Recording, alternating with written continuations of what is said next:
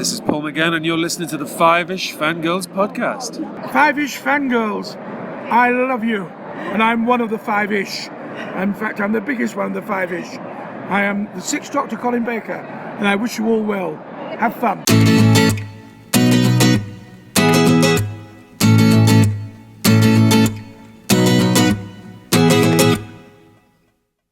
The tangents and squee continue all the way to episode number 24 of the Fiveish Fangirls podcast. 'Twas a long time ago, longer now than it seems, in a place perhaps you've seen in your dreams.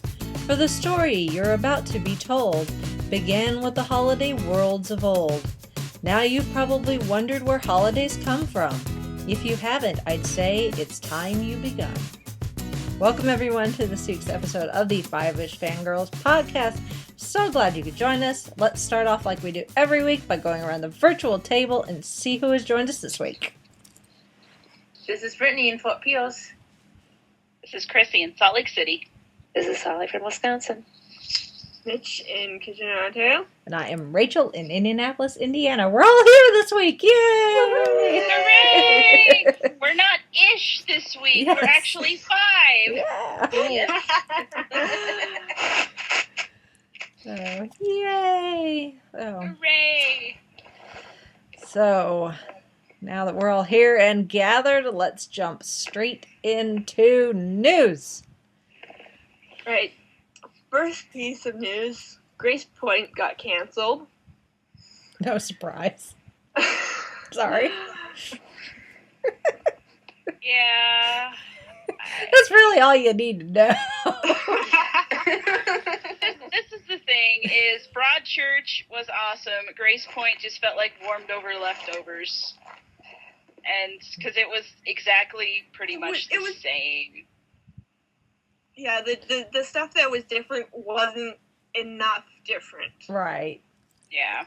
Like there was a couple storylines that were added to bulk out the 10 episodes. Right. Other than that, it was more or less scene for scene. Mhm. And especially because they all made this big deal about, oh, it's going to be different. It's going to be a totally different killer. Really? Yeah. Kind of.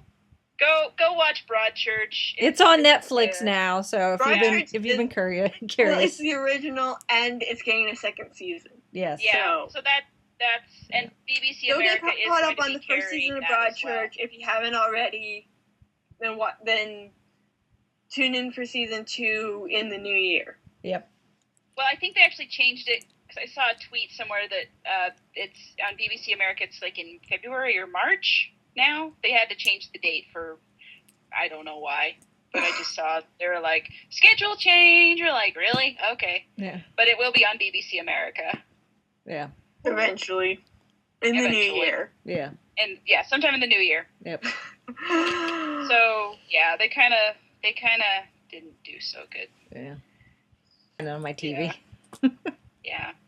It's like, what were you thinking? Because people have access to Broadchurch. It's not like, The Office where, they didn't necessarily have the British version on American TV, right. So they made an American version, at the time, and that worked out well. But now they're bringing British versions. Although one thing that was different about Grace Point was this whole thing with Hardy going in for surgery and like going to his daughter's graduation and stuff first,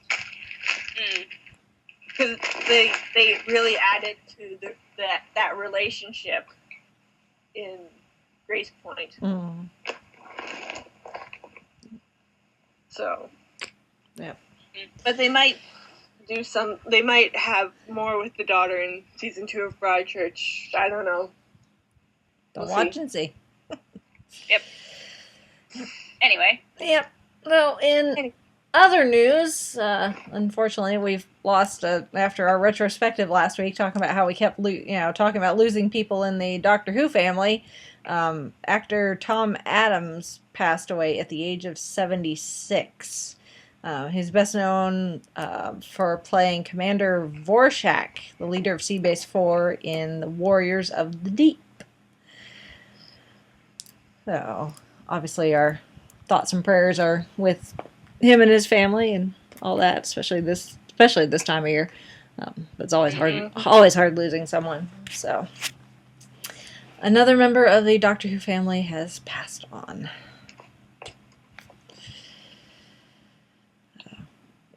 Happier news.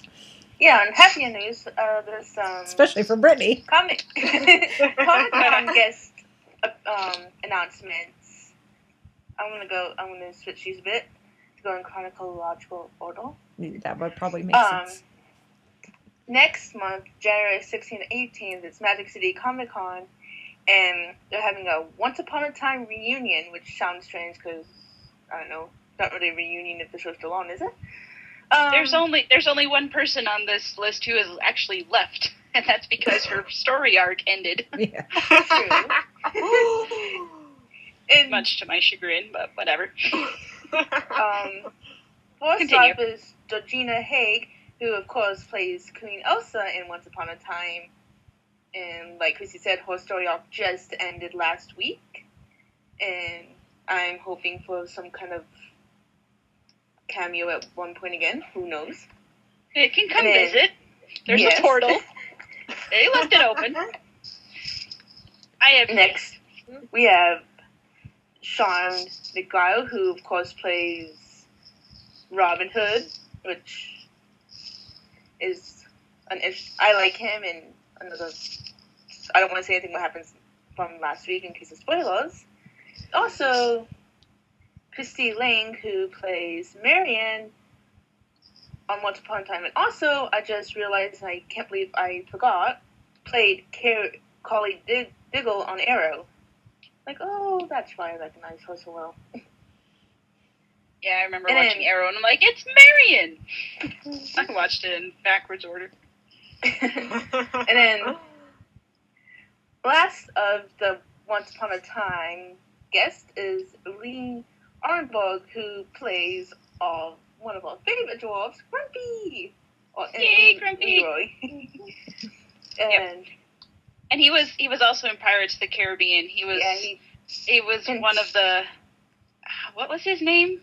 Pintel. Pintel, yeah. Pintel. Hello, Poppet. Yes. That guy. Yes. Thank you. There's a few other guest announcements that I want to mention from Magic City. A big one I'm really excited about is the lovely Karen Gillian, who, of course, played Amy Pond in Doctor Who and Nebula in Guardians of the Galaxy. Yay, Pond.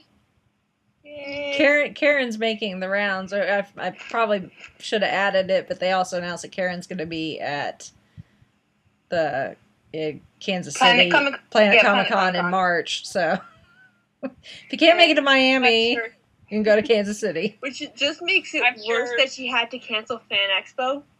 Oh, she's going everywhere else. Yeah. She had to cancel my chance to see her. Oh, maybe next year. Well, our brother podcast, I'm sure, is over the moon about this. Yes. Yes. Aaron going to Kansas City. Yeah. So, gay Vortex boys. So he probably met her. That's true. Yeah, but the ones that can't travel as much, they'll be quite excited. So. Yes. That's true. And another announcement that I know Rachel is excited about is Mr. Colin Baker, who plays the Sixth Doctor. If I had a lot of money, I would just follow him around. I really would. To be like, what are you doing? Crazy stalker lady. Uh-huh. Next up on the list that I'm excited is Jim Cummings, who people might not recognize the name, but definitely recognize his voice. Because he voiced Winnie the Pooh, Tigger, the Tasmanian Devil, Dr. Robotnik from Sonic the Hedgehog, and other characters from Aladdin, Lion King, Ants, The Road to El Dorado, Shrek, and The Princess Frog, and so pretty much all childhoods. He played in at least one movie from our childhoods. My favorite one of his, and this is weird because it's a more recent one, and I'm like more familiar with him from Winnie the Pooh. But I love his role as Ray in the Princess and the Frog. Oh yes, I love Ray. I love my Belle Evangeline. Oh, I love that character. He's amazing. Mm-hmm. Oh, I lost the next person I was going to say. Oh yes. Sorry, this is a long one. I'm sorry. Sean Gunn, who we know from Guardians of the Galaxy, and I'm drawing the blank of who he played. Kraglin. And he also provided stand-in work for Rocket and Thanos, so it's intriguing.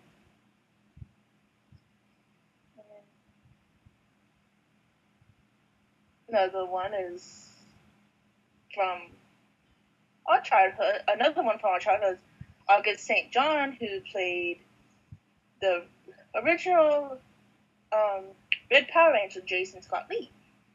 Mm-hmm. And That's a lot of guests. I'm almost done with this. Another voice actor from it's a big convention, apparently. Childhood is Tom Kane, who played. Yep. From Powerpuff Girls. Professor. I know that name. Huh? Oh, I forgot he played. He voiced him too, which is interesting. Thing He did a lot. And he's in a lot of video games. Right. And then.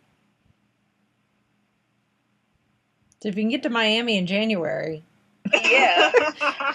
Christmas is You the got days. You got picks. You got choices.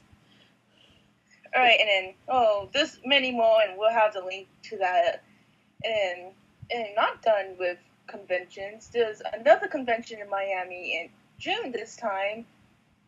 So if no one can get me tickets for Christmas for January, they can always get me tickets for my birthday. She's just saying. And hinting, guys. Mm-hmm. Yes, I'm subtle. Luckily, for you guys, there's only a couple of actors that I'm interested so far. Yeah. First one is the lovely Ming-Na Wen, who of course plays Agent Melinda May in Agents of S.H.I.E.L.D., and she also voiced Mulan in the movie Mulan.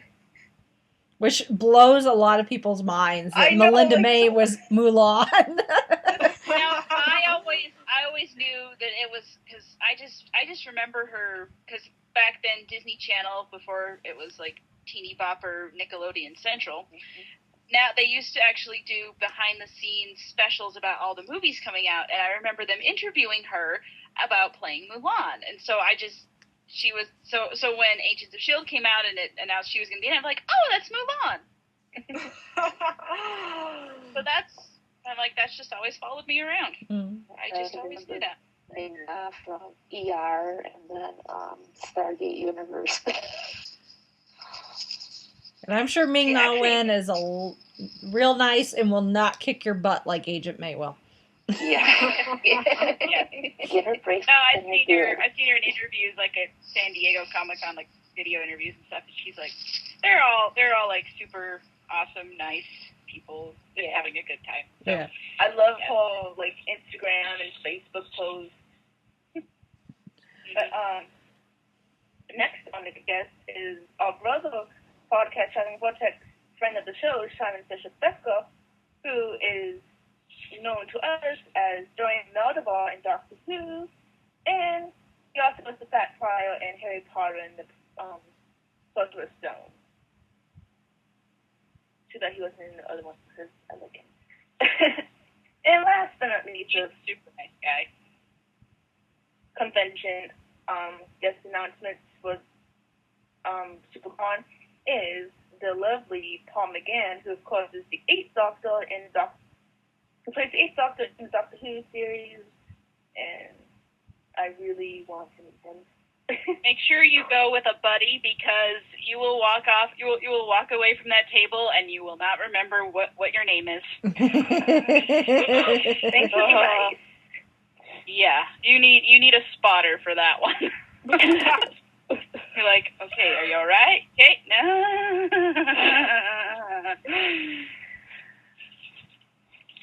So, But yes, that's quite the impressive list. yes, I just need to find a way. I did sign up to be a volunteer for the SuperCon, so let's see how that works out.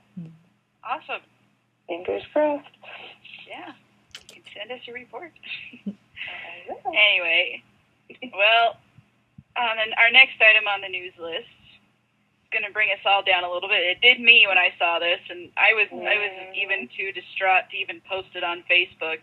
If you grew up reading Clifford the Big Red Dog, that's Norman Bridwell, who wrote those books. He's passed away at the age of 86. And Clifford, he's been around since 1963, which is kind of an auspicious year. A lot of good things started in 1963. 1963 was kind of the year to do stuff, I guess. But yeah, there's been Clifford is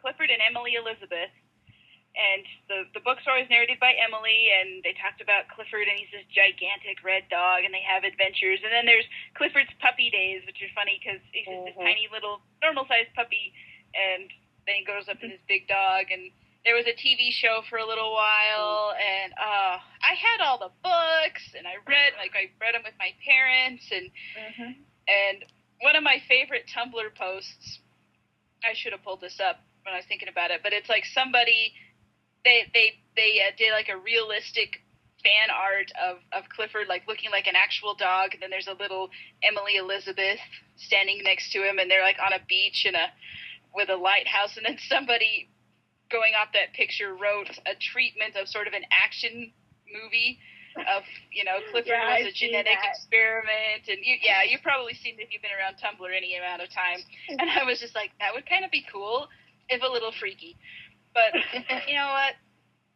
But yeah, so Clifford was totally a huge part of my childhood, and it's one of those books that, I'm like, oh, it's still there, it's still going, kind of like the Bernstein Bears and Dr. Seuss and all those things, and you know exactly what it is. And so to hear that the creator has passed away is, I mean, it's not like, it's not unexpected. It's not like he didn't live a long life, but it's still sad you're gonna miss him. And then apparently he had completed 2 more Clifford books. So, and Scholastic, the publisher, says that they're going to release those next year. So there's still more Clifford to be had, but after that, maybe they'll do the action movie. I don't know, but we will miss Mr. Bridwell very much, and I will miss Clifford. I don't know if there are any plans to continue. There's just so many things ending. I don't like it. I don't like people passing on. And makes me feel sad. Right. Let's have something happy. Well, Clifford. The next piece of news is happy. Carmilla is getting a Christmas special this year. So I found a news article. I think it was on Tumblr. But anyway, this just in: Cream Puffs, after all, is thrilled to be the first to bring you these good times. While you thought it was going to be a few months before you saw Carmilla, Laura, and the rest of the science crew, we have got amazing news for you. On Christmas Eve, the Carmilla Christmas Special will air on the Verve Girl TV YouTube channel. The story is tightly under wraps, but we do have a mini synopsis for you from the folks at Smoke Bomb. When Laura and the gang find themselves fleeing from Silas, an old dusty diner seems like the perfect place to seek refuge. The Christmas cheer may not be enough to overcome the dangers lurking in picturesque Syria. Beautiful picturesque Syria. Not exactly a spring break destination, but we've grown to love it anyway. So first of all, this is the first Carmilla episode taking place outside Laura and Carmilla's dorm room. All holed up in a diner. Sounds cozy and creepy, which is why Carmilla is so fun to be with. Also, who is this mystery woman? I have my suspicions, Find out on December 24th at 11 a.m. Eastern Standard Time. Also, check back later this week for our interview with Natasha Negovanis, who plays Camilla, and Elise Bauman, who plays Laura. And then we have a link to that interview that we can put in the show notes. So if you haven't started with Carmilla, get going. Yeah. So I, for one, will be watching that as soon as I can. At this point, you don't have long to wait. Christmas Eve, only a few days away. Oh. Counting down. Yes. So, all right. And our last bit of news. for happy fandom news. Yeah. Yes, this is happy. This is good. This is awesome. So, Once Upon a Time had its mid-season finale last week, but they have begun in earnest. Well, they probably begun months ago. Have cast Ernie Hudson as King Poseidon for episode 15, and this version of King Poseidon is, if you don't know, in Greek mythology, he's the god of the sea, or if you've read Percy Jackson. But this is a different one, and he is actually this time he is the father of Ursula, who was introduced as one of the Queens of Darkness at the end of last half season. Anyway, she was in that episode with Cruella de Vil and Maleficent, which I'm really excited about what they're doing, but we'll probably spend some time talking about that later. And then also, they've also officially announced, there was speculation that Ariel would be back. Joanna Garcia Swisher is going to reprise her role that was introduced last season.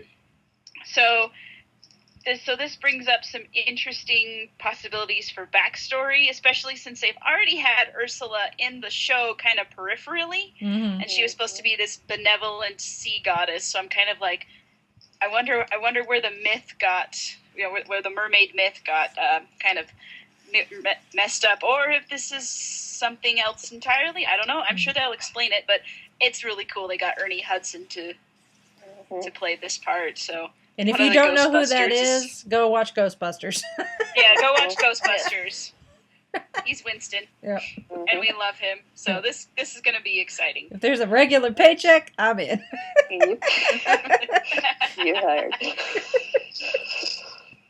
So I guess we're actually going to go under the sea. Yeah. I thought about singing, but I'm like, no, I cannot do the Jamaican crab accent. Not this lady. We need to get Sebastian in Flounder. Yeah. Well, as well as they animated Grandpappy, I think they could do the Sebastian and Flounder. Yeah. Come on. Yeah. They've gotten better at their special effects. Mm-hmm. So there. So yay, Once Upon a Time stuff. That's it for official news. But before we get started into this week's main topic, we once again have a movie review, courtesy of me.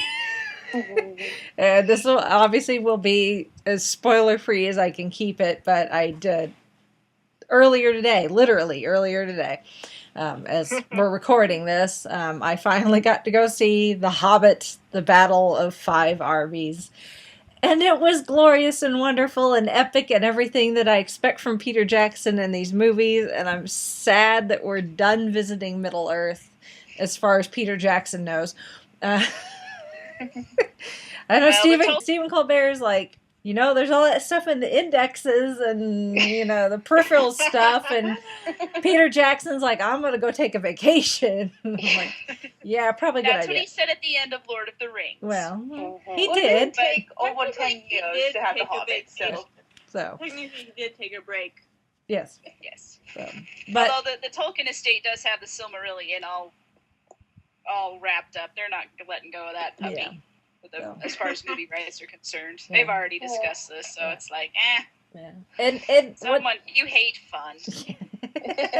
and it, if you're familiar at all with the Lord of the Tolkien cinematic universe, I guess, the Peter Jackson Tolkien cinematic universe, These movies, they are long. This one, it clocks in at a little over 2 hours, but it actually didn't feel that long. Although it kind of did for me at the end, but that's mostly because I had had one too many sips of my cherry Coke.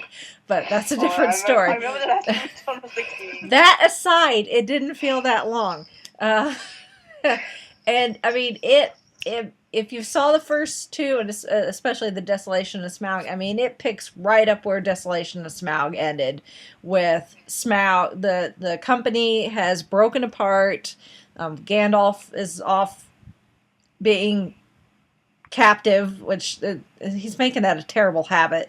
You got some of the dwarves in Lake Town, and then the rest of them in Bilbo are in the mountain, and they've pissed Smaug off, and for lack of a better term, that's one way of putting yeah.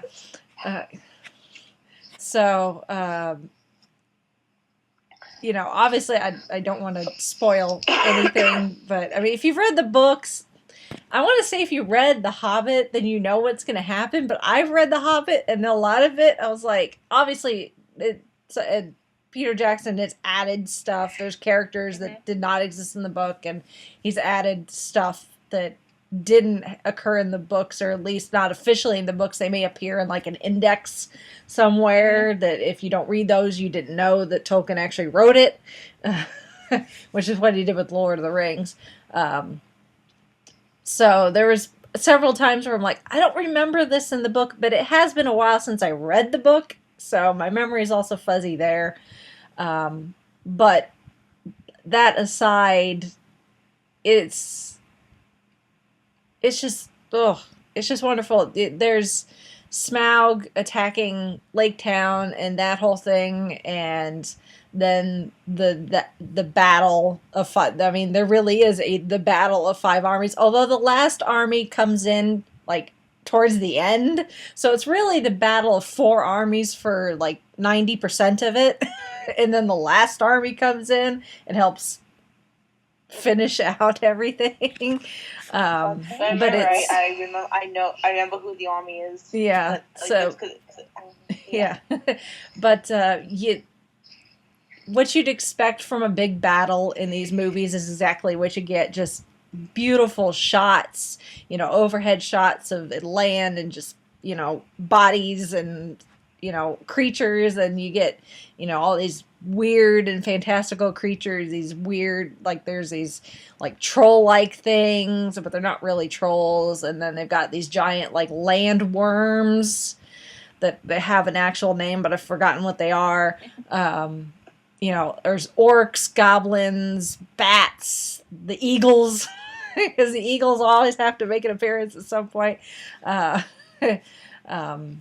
And then there's, we get to see, there's elves, because you can't really have a battle without a bunch of elves, apparently. But this time we get to see a lot of more dwarves, which is something that my husband and I talked about quite a bit after we left the movie theater. Is just, if you saw Lord of the Rings, you had Gimli, and that was the extent of your dwarf exposure. And then you have these, where you have Thorin and his gang, and that's more dwarves, but it's still a small gaggle of dwarves. But this, you get a full army of dwarves, which is cool. Can I just say hooray? Yeah. Because Yeah. I love Lord of the Rings. I loved seeing the elves, and I loved seeing the cities of men and their cultures and civilizations. But I was like, where the heck are the dwarves? I'm like, oh, they're really not in this. Then we get the Hobbit. I'm like, there are dwarf cities, and there are dwarf kings, and dwarf culture, and dwarf everything. And I'm like, yes. Yeah. Here we go. Yeah. And I love love seeing it all. I love all I like dwarves. So cool. Yeah. Only cryptic. How bad was that bit? I'm pretty sure you know what I'm talking about. What, the battle? Oh no. Or how bad was not bad in horrible, bad emotionally wise? Oh. It You're not pretty sure. There are several scenes you could be referring to. Yeah, I was okay until probably the last. I was okay until the battle was over, and Which it is probably starts what I'm thinking starts wrapping up, and I'm all like, it got to me like Return of the King did at Aragorn's coronation. Oh. That it was starting to get to like it's that it's getting towards the end and it's wrapping up and they're gonna have to people are gonna part ways and it's like, no, don't leave me, I want to stay in Middle Earth forever, but you can't. You can't, but you want to. Because and the critics would complain, it's 5 hours long. Yeah, How can a movie be so long? It's like, I would watch it. Now, once it comes out on DVD, you'll be able to do a marathon of all 6. Oh yes. Oh my And then goodness! you get the No. extended versions. Yes, because I have. You can do a marathon of the extended versions of all 6 movies. I will. One of At that kind of time. One of my prized pieces of my geeky fandom collection of stuff that I have is a box set of Lord of the Rings. It's all 3 movies, and each movie, they're the extended cut, so each movie is 2 DVDs. Yes. For each movie. that. And then there's 2 DVDs of special features. So it's a 12-disc set for Yes, 3 I have films. that. I have that too. And I love Even it. with the slip case and everything, and Yeah. it's like, my precious. It I haven't is. watched it in years, but I own it. I It is watch it. mine. I watch it at least once a year. I try, sometimes even more if I Yeah. have a... And I just- love it. And I'm like, give me block more. out that Give me weekend, more like, Peter yeah, Jackson. leave me Give me alone. more. So, yeah, I'm fully expecting to get something similar once the Battle of I've Five started- Armies gets out on DVD. Oh, I I'm fully planning expect to an put extended all box 6 of them set. in one box set. Yeah. I've already started collecting Precious. the Hobbit extended editions. I don't have Desolation of Smaug yet. I just have the theatrical of that one, but I have Unexpected Journey Yeah. on I've extended because it was only done- $20. I was like, give me. What I've done with the Hobbit is I have the theatrical versions of both on my iTunes, and I have the extended of Unexpected Journey, but I don't have the extended of Desolation of Smog. Yeah. I just have the think that's theatrical something- releases of both. So, That's going to be something I allow myself as a Christmas present when I get Christmas money. I fully Yeah. expect something like that for Christmas next year to be available because that's how I ended up with my Lord of the Rings. It was a extended Christmas box present. set. So, That, like the one you have for Lord of the Rings? yeah. Probably. Yes. Yeah, And they I will get it. They'd be It will be fools mine. not to have something like that available. Oh, yes. Oh, Yeah. they will. Oh, It's a foregone conclusion. Oh, yes. Yeah. So, but it's You just. sit that next to your leather-bound Lord of the Rings and Hobbit. Mm-hmm. I might So, have to just... Although, I have. if I've been cleaning my room lately, and I've discovered that I have 2 full sets of the Lord of the Rings books. Paperback or hardcover or Are they- Paperback, but I had that 2 works. full paperback Half the book. sets of Lord of the Rings. I used to I have went one. with, like, I was in a bookstore and I was buying a bunch of stuff, and they're like, since you spent X number of dollars, you can have the entire box set of Lord of the Rings for cheap. And I'm like, sold. Yes. And then I was cleaning my room, and I'm running with my other set. I'm like, oh, yeah. oh well. You know what? You know what?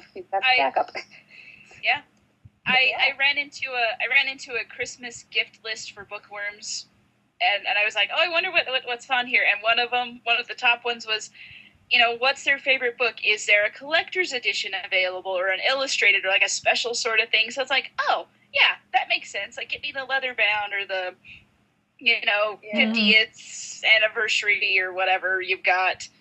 Regardless of what it is, or specially illustrated version. Mhm. So, and there are a lot of those of both Lord of the Rings and The Hobbit. Yeah. So, you can If I have had more money- than one version. Mm-hmm.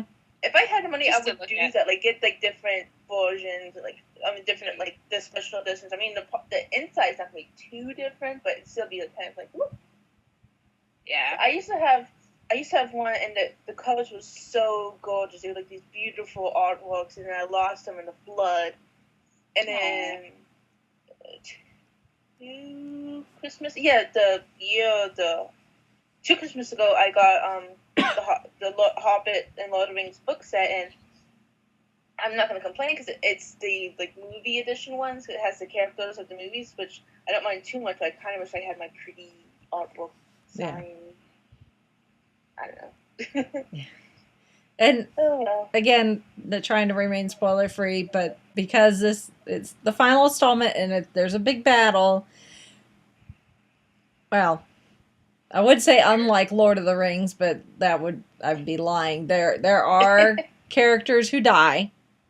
I won't say who. Yeah. Obviously, they're ones we know that live because they're in Lord of the Rings. Yeah.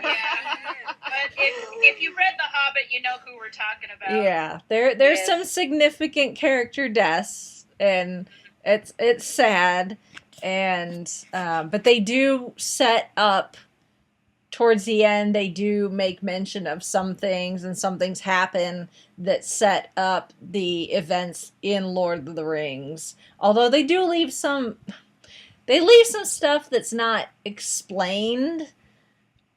But it's not necessarily anything that would matter because it doesn't flow into what happens in Lord of the Rings, but it leaves you kind of wondering, oh, what happened to that character after this ended? Because they're not in Lord of the Rings, so you don't know. And extended edition. Yeah, I'm sure they'll where be it's in the gonna be. extended edition. I'm sure that stuff had to get cut for time. I'm sure.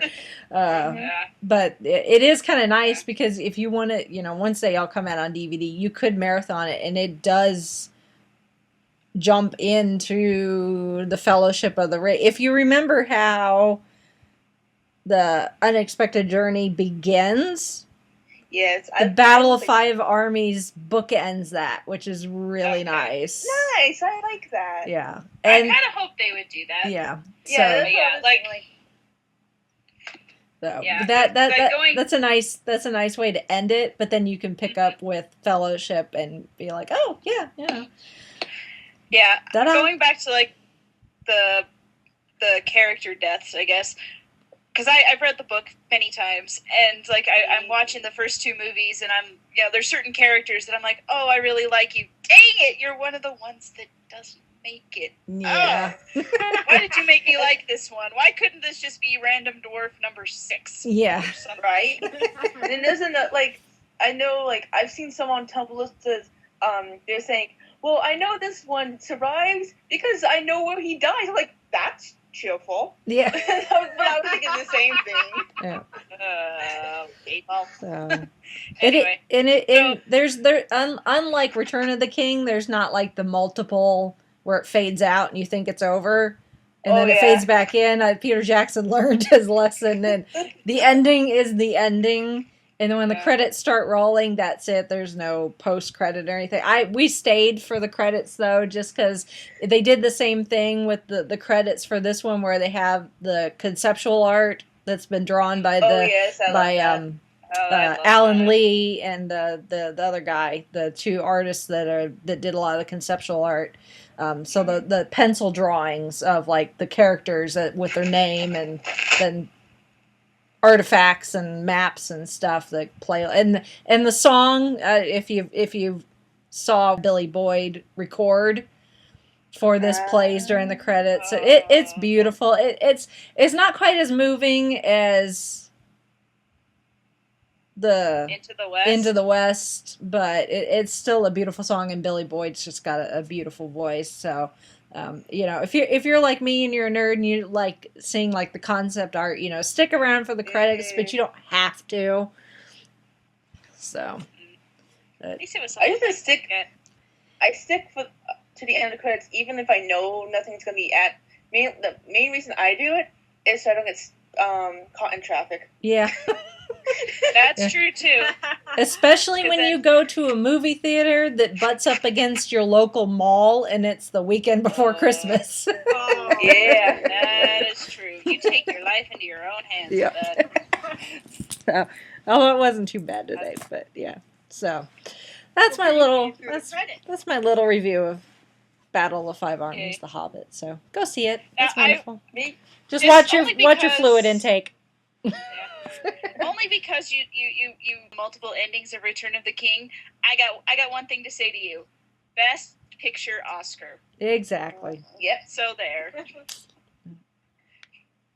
When you look at the list of movies for most Oscars won, there's a tie, and Return of the King is on that list. So Yes. that's all I'm gonna Well, say. and the other thing is, and I know the other one I know the one it tied with, but Return of the King won every Oscar that it was nominated for. Mm-hmm. People seem to forget to mention that. Yes.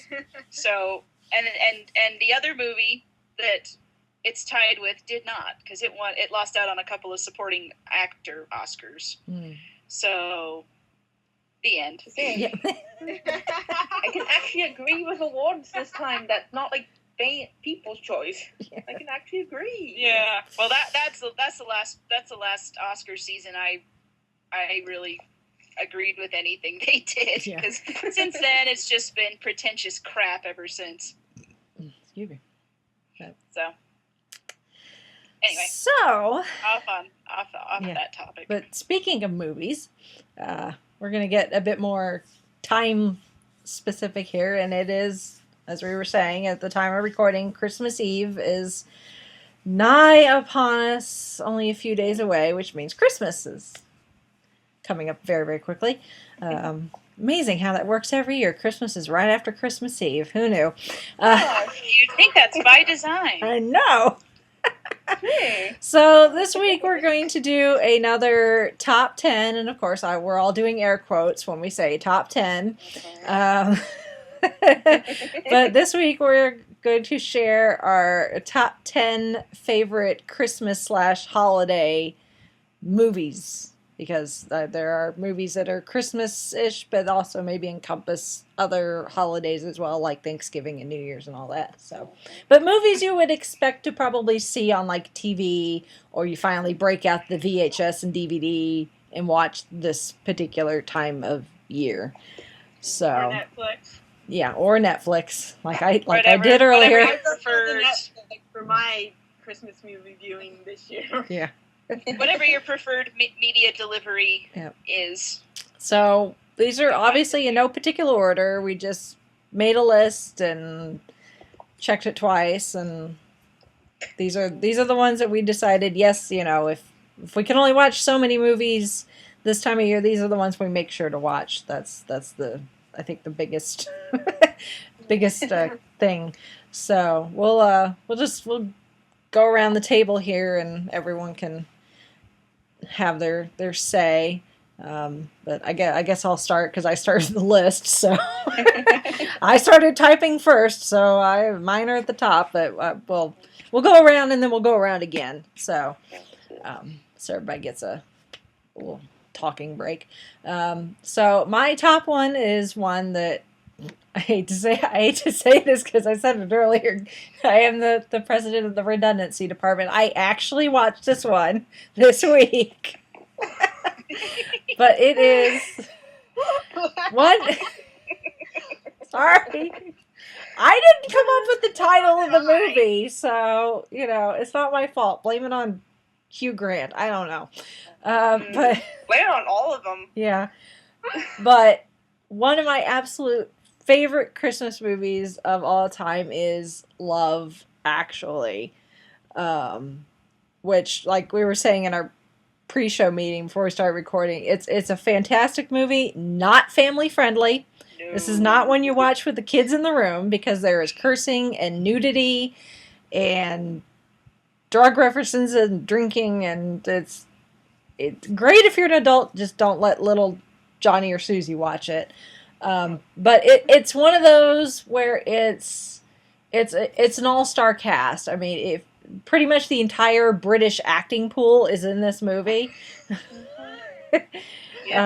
You've got you've got Emma Thompson, Alan Rickman, Martin Freeman. Hello, we're just talking about The Hobbit. Hugh Grant, Liam Neeson. I mean, you name them, they're probably in it. And It's one of those movies it's different narratives going on at the same time, and it follows a group of people as they go throughout their lives in the 3 or 4 weeks leading up to Christmas.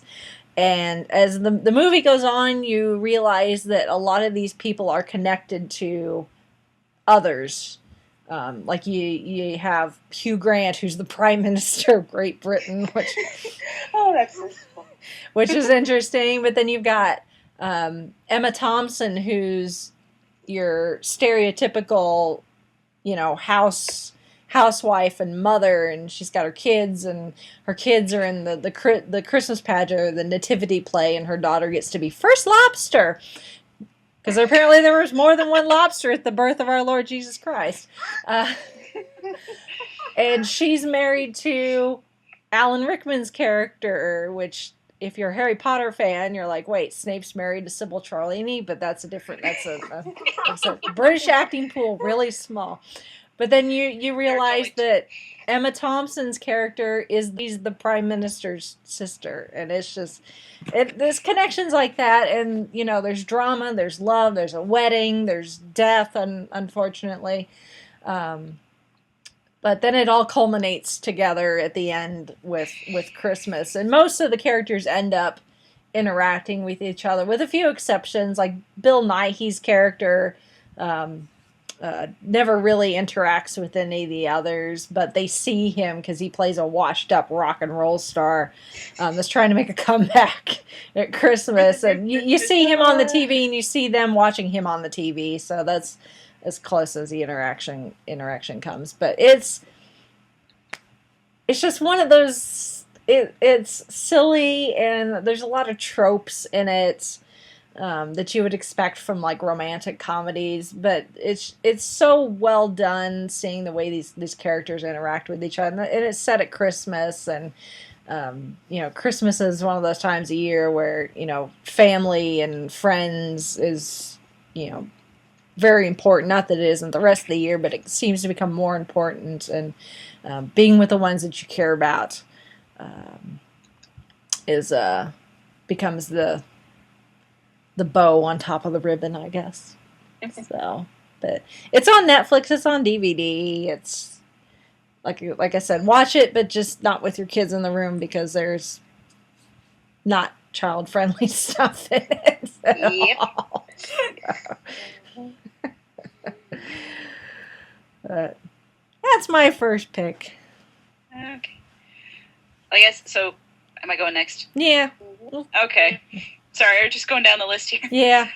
My first one, we each took two. My first one is one that I think is fine. It's family friendly. I watched it I was 8 when it came out, so I've watched it since then. But I've since talked to other people, and they're like, "Oh no, it was too scary for me." I'm like, "Really?" It's Nightmare Before Christmas, and let me tell you. Well, some people they have different things. It's fine. I don't know. I don't get it, but a little background here. When I was a kid, our family, we didn't have a lot of money for like movies and things. What we would do is we would tape, we would record like different, if it was on like Wonderful World of Disney or something. If there was a movie on TV, we would make sure we would record it, and then we would watch the VHS copy over and over again. And at Christmas and Halloween and Easter, I think those are the main ones, we had a bunch of TV specials taped, and we would watch them. And we had those videotapes stored with like our decorations for that holiday. Then we'd bring out the box and decorate the house. And for that month, we would watch these. So like at Halloween, we had Halloween specials, and Christmas, same thing. Both over and over and over again, because we had three channels. Well, 2.5, because one of them didn't come in very well, and one of them was public broadcasting, and after Sesame Street was over, we just didn't care about anything else that was on PBS at all. And so we watched a lot of movies. Well, when Nightmare Before Christmas came out, we were like, oh my gosh, this is something we can watch for both Halloween and Christmas, and we thought this was the greatest thing ever.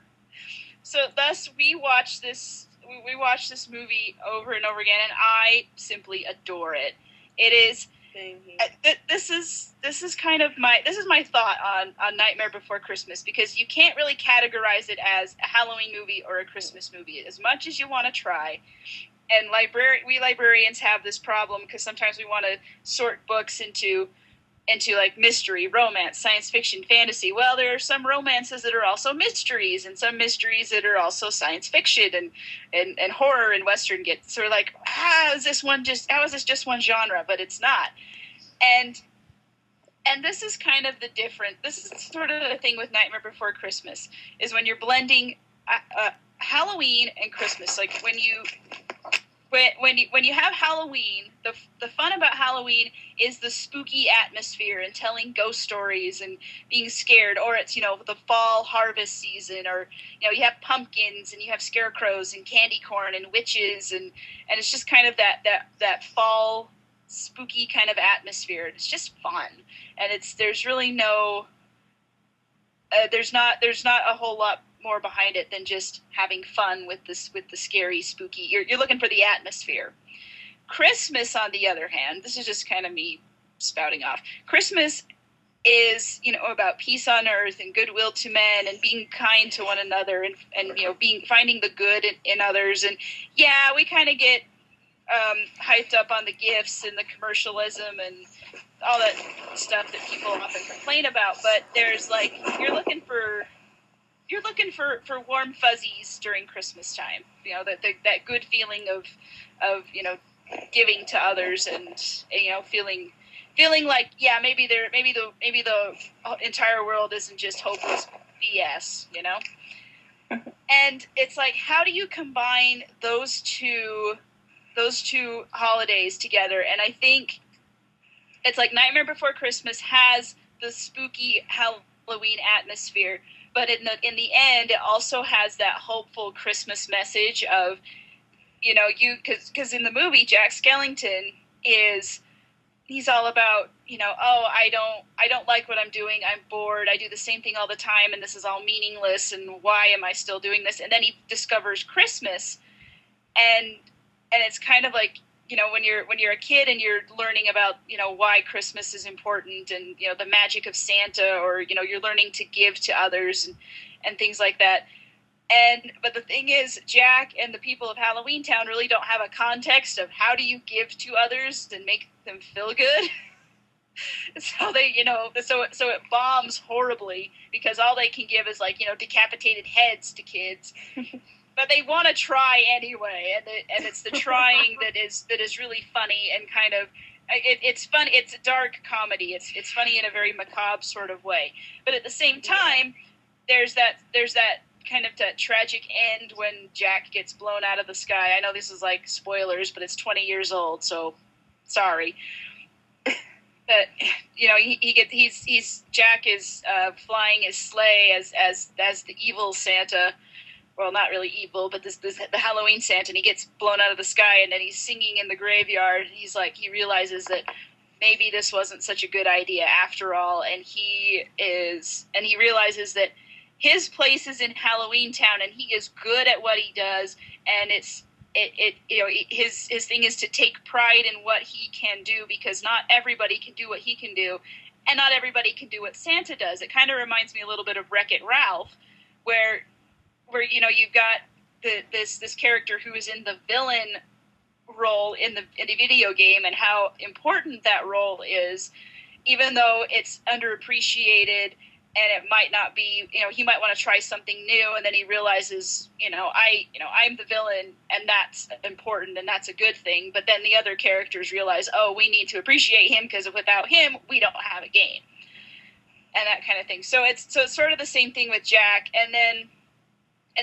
so he goes back to Halloween Town, and he gets Santa away from the boogeyman, and he apologizes, and he has that epiphany of, oh, I need to do better. I need to be happy with who I am and be proud of what I can do, and if there's changes need to be made there, I'll do them. And now he's got some ideas for next Halloween, so he's excited about that. And Santa, he's a little bit upset. understandably, he almost got killed. Yeah.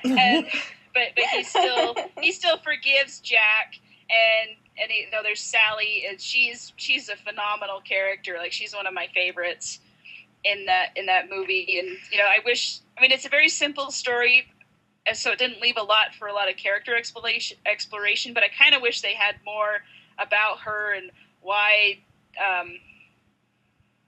What's the guy? The mad scientist doctor. I'm trying to remember if he had a name. Like, why he created her beyond just, he could. So I kind of wish there was a little bit of her character and storyline. But it's a perfect standalone movie. It's creative. It has a lot of heart and depth to it, while at the same time bringing in that Halloween spirit that's just sort of, oh my gosh, this is so fun. Which is what Halloween is about, but it's also kind of that hopeful, and now all the people of Halloween Town celebrate, they're going to celebrate Christmas in their own way, and so it leaves with them, like, snow is starting to fall over Halloween Town, and some of my favorite imagery of that is the vampires playing ice hockey with a pumpkin, and the creature from the Black Lagoon making a snow angel. I think that's just so cool. And then, of course, at the end, there's like the spiral hill covered with snow, and Jack and Sally are standing up at the top, and they're having a romantic moment, and that's the end of the movie. So it's one of my favorites. I watch it every year, and it's such a good movie. And I don't think you really need to categorize it unless you really, really think you have to. I think it stands on its own as a movie. You can watch it at Halloween, you can watch it at Christmas, you can watch it at 4th of July or Easter or whenever the heck you want to watch it. Yep. I typically just save it for October and December, but that's me. But it's a good one. So if you haven't seen it, A, where have you been for 20 years? B, go watch it now because you'll love it. So that's Nightmare Before Christmas. Cool.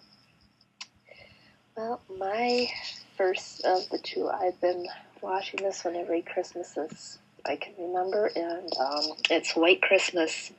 Danny Kaye, Bing Crosby, Rosemary Clooney, and Vera. Her last name's blanking on me right now, but great movie. Starts out with two army buddies, and one gets supposedly saved, and they do.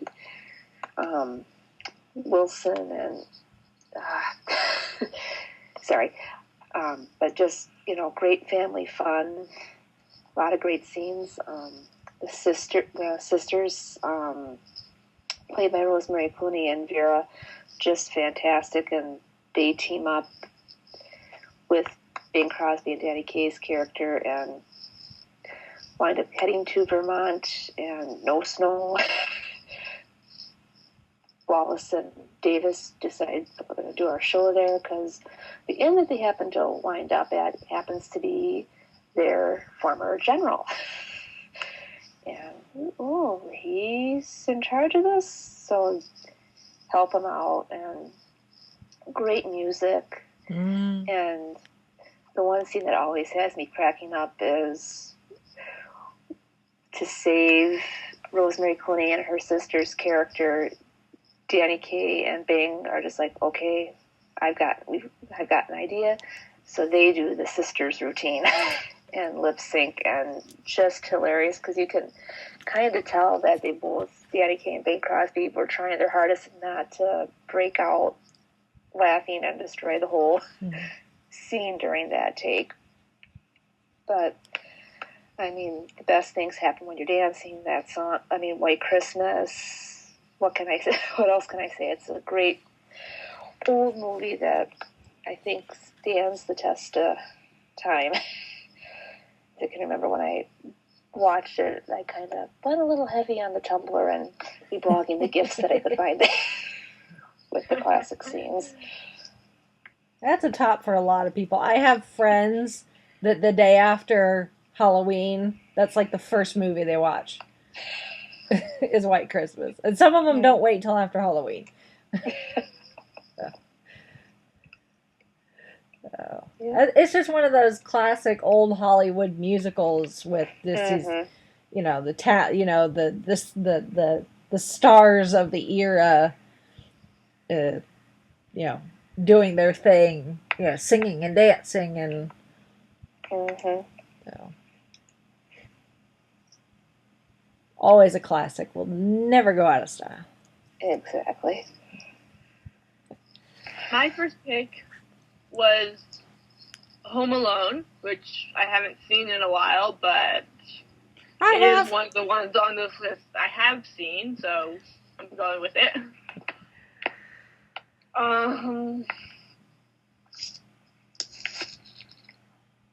So basically, kid gets left home. He's got a big family. They all go out on this trip for Christmas, and they all manage to forget him. So he's home alone over the holidays, and a couple of robbers are planning on using the holiday season and everyone being gone to rob basically the whole street. But they get to this kid's house, and he realizes what's going on, and he sets up an insane amount of booby traps. And ultimately ends up helping the police catch these two thieves. So it's my husband's, one of my husband's absolute favorite Christmas movies ever. We just watched this a couple nights ago, so it's still fresh. And I mean, it's the 90s at its best, 90s movies at its best. And it's still funny to me, but at the same time when we were watching it, like when we got to the point where they're robbing, they're finally trying to break into the house, and they're coming across Kevin's booby traps. Okay. Like I kept going, okay, that he would have had a concussion, that he would have broken his nose, that he would have like at least 2nd-degree burns and really needed to go to the hospital at this point. Well, If you there is brother talking, and he said, and I think he found this article or something that said it would have gone through multiple copies of time. Yeah. There is You have to suspend some. There's a level of disbelief you got to suspend there for it to be entertaining. There's a YouTube video, and I think it's by CinemaSins, that it's called, I think it's Home Alone, What's the Damage? I'm looking it up now. Mm-hmm. And it talks about, it shows, it's Honest Action, that's what it is. It's by Screen Junkies. And they actually consult medical professionals for this, because that's a great use of resources. And it goes through and it says what would happen. And I think Harry dies 5 times, and Marv dies a handful of times before, he's subject is dead and all stuff. We should link to it, because it is funny, even though it's morbid, but it's hilarious. Yeah. And there's also my brother was. There's also one for Die Hard, because he watches those types of things a lot on YouTube. Yeah. We'll also link to there's there's a group that did and discovered them last year, but they did live action, their own version of some of these movies, and Home Alone was one of them. But it's done in kind of a Saturday Night Live kind of way, where it's almost all men, so the men have to play the little kid and the mom, and it's a guy with a beard wearing a woman's wig and a dress, and they do a Cliff Notes version, and it's hilarious, absolutely hilarious. And I'll find the link for that and post that as well, because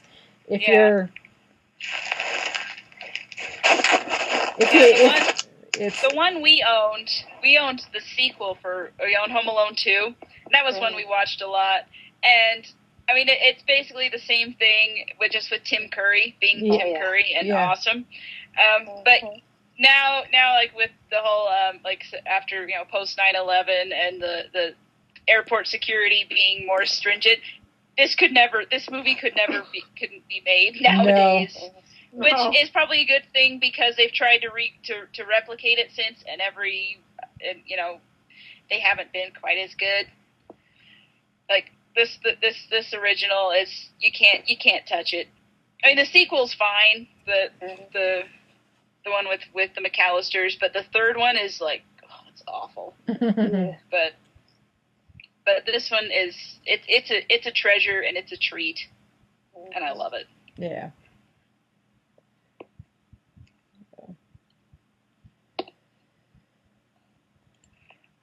All right. Brittany, you're next. All right. Next up is A Christmas Story. Because at some point during Christmas Eve or Christmas Day, I guarantee you'll be seeing it. Because they do the 24-hour marathon. And actually, again, to the story, I actually have a funny little thing of, I was watching it, and then I went out, I think, with friends for a few hours at Christmas Eve, and I came back home. It was at the same spot that I left. Yeah. That was really that one year. But anyway, the story is, this is the story based on little Ralphie, drawing a blank on the last name, Parker, and his wish for a Red Ryder or air rifle. You should try it, kid. And one of the really things I love about this movie is it has all those like iconic ones that when you hear it, you think right of this movie, like the air rifle and eye out, the leg. Mm-hmm. Oh yeah, Major Award. And it says fragile. It must be Italian. Every year around Christmas, they have one of those leg lamps, and they put it in their window. Every year around Christmas. No. This movie. We have a tradition where we watch this, and we do like a little gift exchange within our family. And this movie is like the Christmas version of The Princess Bride, because you can quote it, everyone knows it, and everyone laughs at it, and it never, ever, ever gets old. It is just that good. I recently found out they did do a sequel to it. I haven't seen it. Yeah, I heard it. I've never seen it either, and probably not nearly as good. And I'm. Yeah, it was like 30 years after the fact, and that can't be a good sign. But stick with the original. Yes. Although there is a stage play version of it too, which is, I saw it in high school. Yeah, our high school did it one year, and oh gosh, that was hilarious. It was so funny. I know it's based off a book, but I never read the book. And it's set in Indiana. But it's not clear what time period this is, because it's like, it could be the 40s, it could be the 50s, right. it could be anywhere. But it's like, it's sort of like those ones that you don't really need a set time period for it to be in. It's just childhood, basically. Yeah. And it's just what this guy remembers from when he was a kid, and all those events that kind of run together, like the BB gun thing is the overarching thing, but there's all these smaller little things, like the kid getting his tongue stuck to the flagpole, or the bullies, or the saga of the Major Award. Secret Decoder Ring, and Little Orphan Annie, and so it's like all these little stories within the bigger one, and it doesn't end when he gets his BB gun. It keeps going. It says fragile. It must be Italian. Italian. Now, honey, I think that says fragile. And the thing with the furnace and then the dogs. Mm-hmm. And we have a joke because our neighbors have a lot of crazy dogs, and we're like, it's the freaking Bumpuses!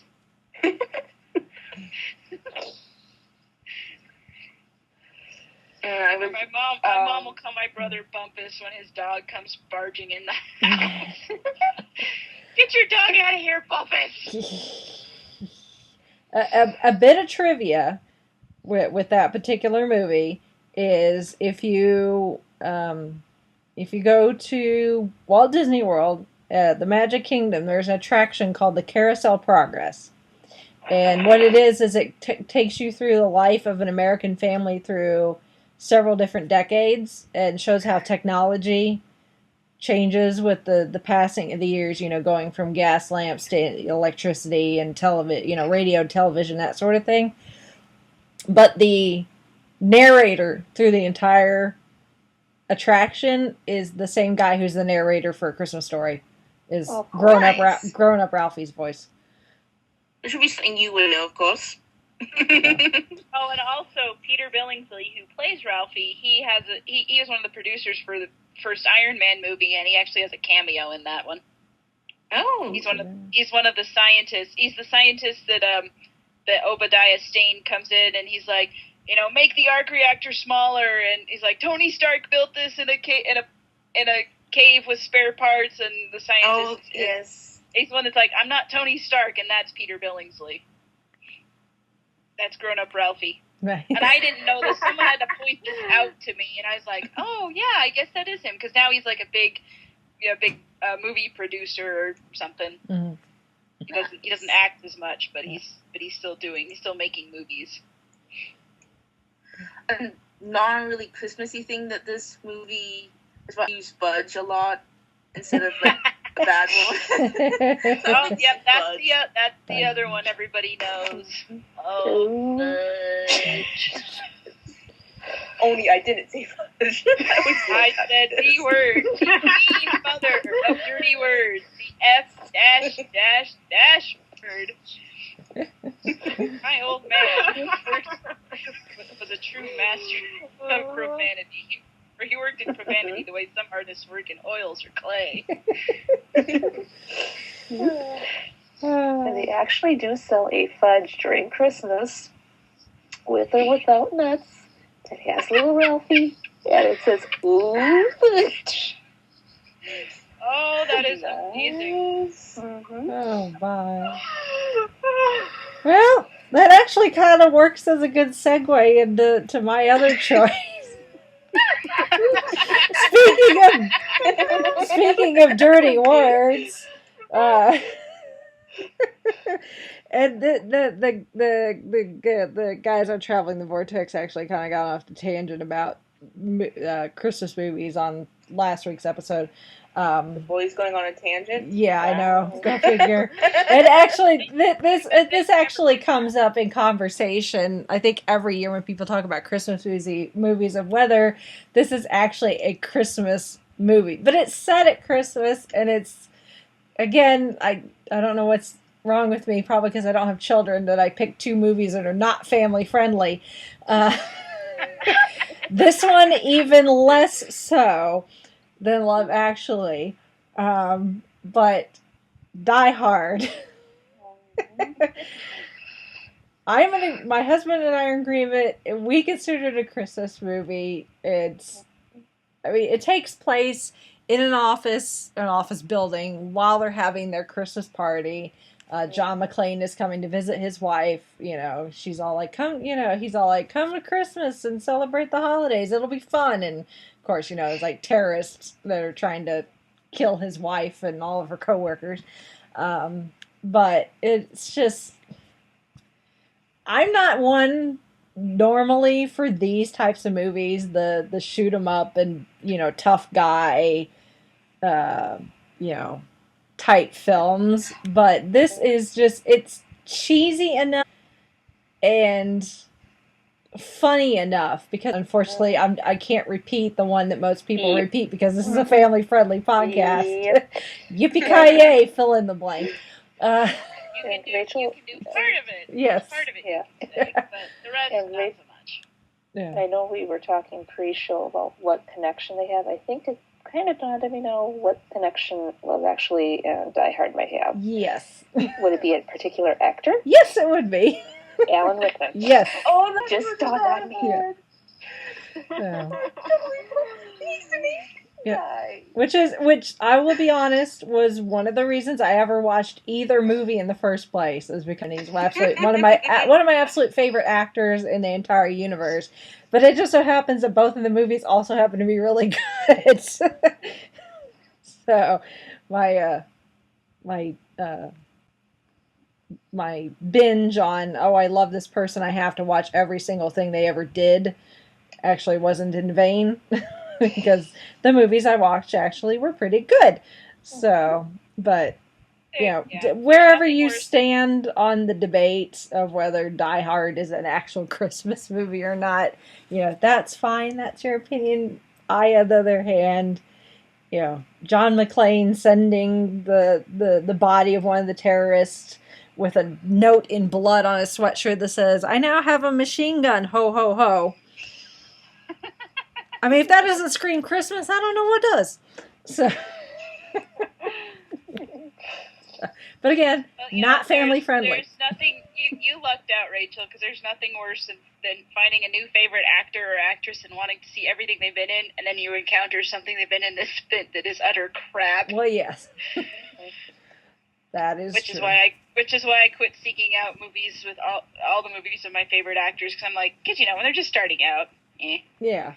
Yeah. But anyway, my next list, and Rachel, if I don't know what it says about me. If you pick two family unfriendly movies just because you don't have kids, I don't know. I picked two family friendly ones, and I don't have kids either. So my second choice is another one that, and I think I don't remember what year this came out, but I think it was pretty close to Nightmare Before Christmas. But I think you might be right. or it might be that same year, is The Muppet Christmas Carol. And this is one of the few, because my dad, he was always, well, I guess I can tell this. My dad was always off playing Santa Claus for other people's families on Christmas Eve. So we, up until like maybe 10, 15 years ago is when he kind of tapered off doing that. So all my growing up years, Christmas Eve, my dad wasn't there because he was doing that for other people, which is fine, because that was like when we were little, that's how we got enough money to have a decent Christmas and everything. He did Santa Claus and he sold Christmas trees. But I remember we went to see this movie in theaters. It was our entire family, and my dad, my mom loved Disney, and she loved all the animated stuff. My dad never got into that kind of stuff. He liked action movies like Westerns and different things like that. He was more in like quote unquote adult sort of things, grown up sort of things. And so it was fine for his kids to go see it, but that was kid stuff. And the Muppets, but he liked the Muppets. The Muppets were cool because they did Yoda. So this was one of the few Christmas movies I remember going to. We went as a whole entire family. We went to go see Muppet Christmas Carol, and we walked out of that movie theater, and everybody from my dad to my 4-year-old at the time brother, we loved the heck out of that movie. We were singing the songs on the way home, and we were quoting it to each other, and it was just the best movie, and we all of us still love it. Like, sometimes my dad kind of says, should we watch Muppet Christmas Carol instead of A Christmas Story? But that tradition is so ingrained that we're like, no, we're watching A Christmas Story instead. And when I was about 3 or 4, I do remember seeing Mickey's Christmas Carol on TV, and at the same time, that was like when Little Mermaid came out, and they had a little special behind the scenes thing of that movie. So I knew kind of the basic idea of A Christmas Carol, but the Mickey version is like really short, and it's not like full length. The heck out of me. Oh yeah, but I mean, and that one's really good, and it's got a lot of heart and emotional punch to it. But the Muppet Christmas Carol. I think this one is probably the best version of it that I've seen. And I've seen several versions of it. Christmas Carol is one of my favorite Christmas stories. I even some years ago I actually directed a high school production of it. That's another long story. It's just always been one of my favorites, and I think the Muppet one is the very best. It's got Michael Caine as Scrooge, and he is phenomenal all the way through, start to finish. I mean, he is the mean old miser at the beginning. He is the soft-hearted, sweet old man at the end, and everything in between, and just has that whole journey of a man who, admittedly has had some pretty rough setbacks in his life, and he's using that kind of as a crutch to, be mean and hateful toward others, and, playing the victim and saying and all that kind of stuff. And it's just, and it's so well done that, they have the human characters interacting with the Muppets. And for a long time, I thought the Muppets were actually alive, like they were actual actors playing the parts, because of this movie, because they treated them like, even in the opening credits, it says Kermit the Frog is Bob Cratchit, Miss Piggy is as Emily Cratchit, and Gonzo is Charles Dickens, and Rizzo the Rat is himself. And I was like, this is so, and I could almost, I remember the songs, I could quote the lines. One of my favorites is when Rizzo falls down the chimney, because they're sweeping the chimney, and he falls down the chimney and lands on the flaming hot goose, and Gonzo goes down there, he's like, I knew you weren't suited for literature. And it's, Rizzo is hilarious, but at the same time, like, that movie, it'll make you cry. There are parts to it, and for some reason, I remember seeing in the theater the version with the song "When Love Is Gone" that Belle sings to young Ebenezer when they break up, and I remember, like, being so sad. But apparently, they've cut that out of certain versions because I guess they thought it was too long, which that sort of stinks, because it comes back as a reprise at the end. That and you will never cry so hard as when Tiny Tim, the little velvet frog Muppet, dies, and you see Kermit, or the Cratchit family gathered together and mourning Tiny Tim, and it's like you just bawl because they just sell it, and it's oh my gosh, it's one of my favorites. That's another one that I watch every year, or try to watch every year. And a couple years ago, I bought the DVD, or I was looking for the DVD, and my mom had it, and she bought it, and I was like, oh my gosh, I've been looking everywhere for this, and so she gave it to me for Christmas, and so now I own it, and it is a classic, and it's another one that you just have to love.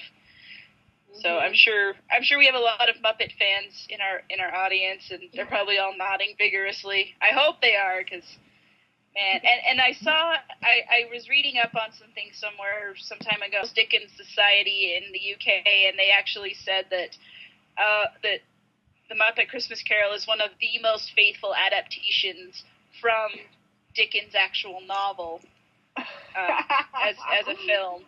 So it's like, who knew?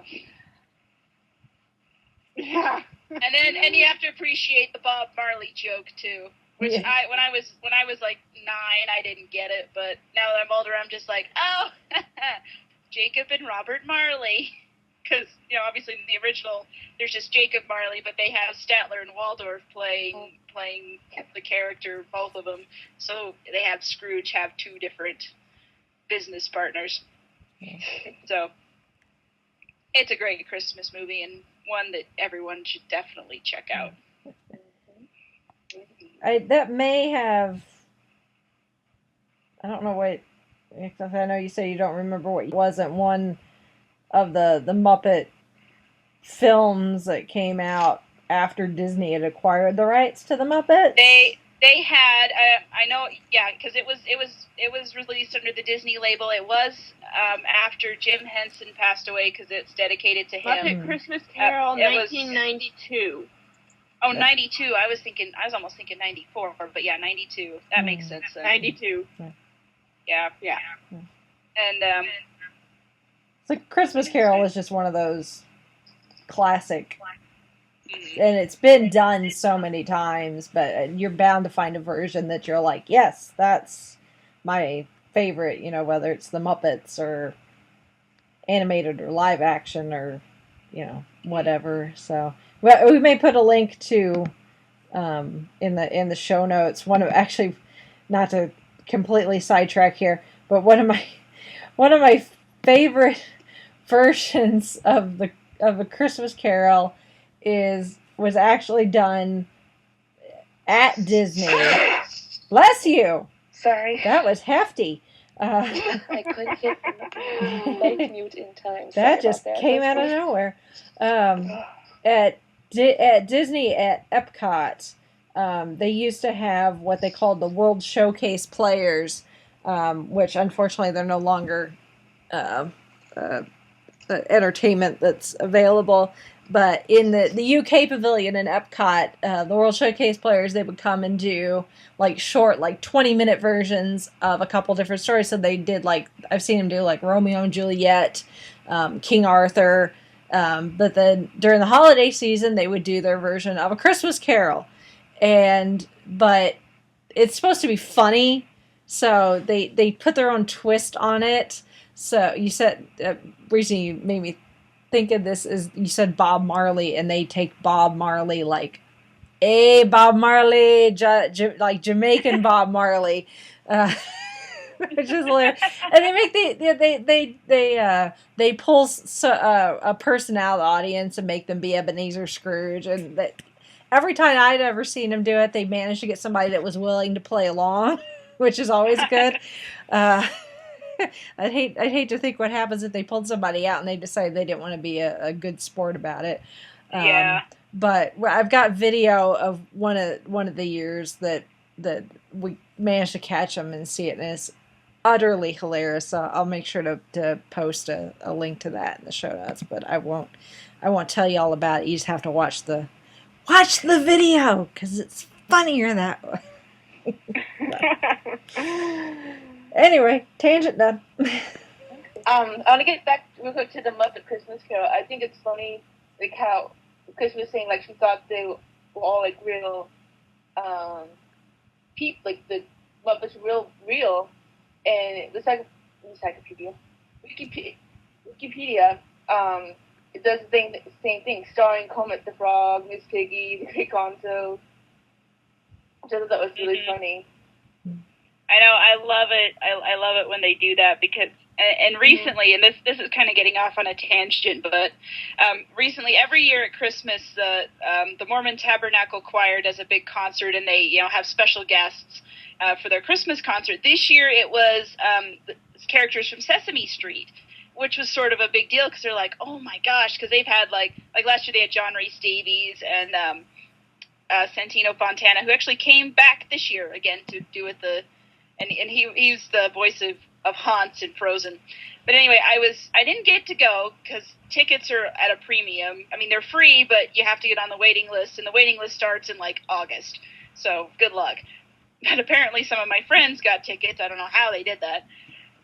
But there were some clips of like the rehearsals and behind the scenes stuff, and there's one of Count Von Count, and he's like, doing some stuff, and there's like bloopers, and it's so funny and it's so cute, and they actually, the way they have it all blocked out in the conference center where the concert was held, and it just worked for them. Like Bert and Ernie were running the sound equipment, and Big Bird came out and conducted the choir for a number and everything, and so it was really cool, and they usually they broadcast it.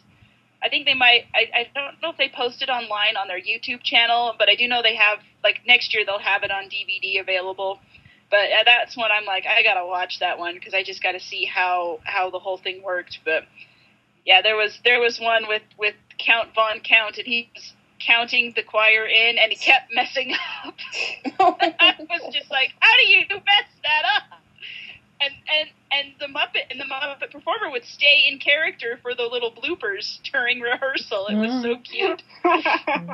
So yeah, they treated the characters like they're real, and I love it. And it's so funny. They do. I actually got to see They filmed the Disney Christmas parade that's aired on TV on Christmas Day on ABC.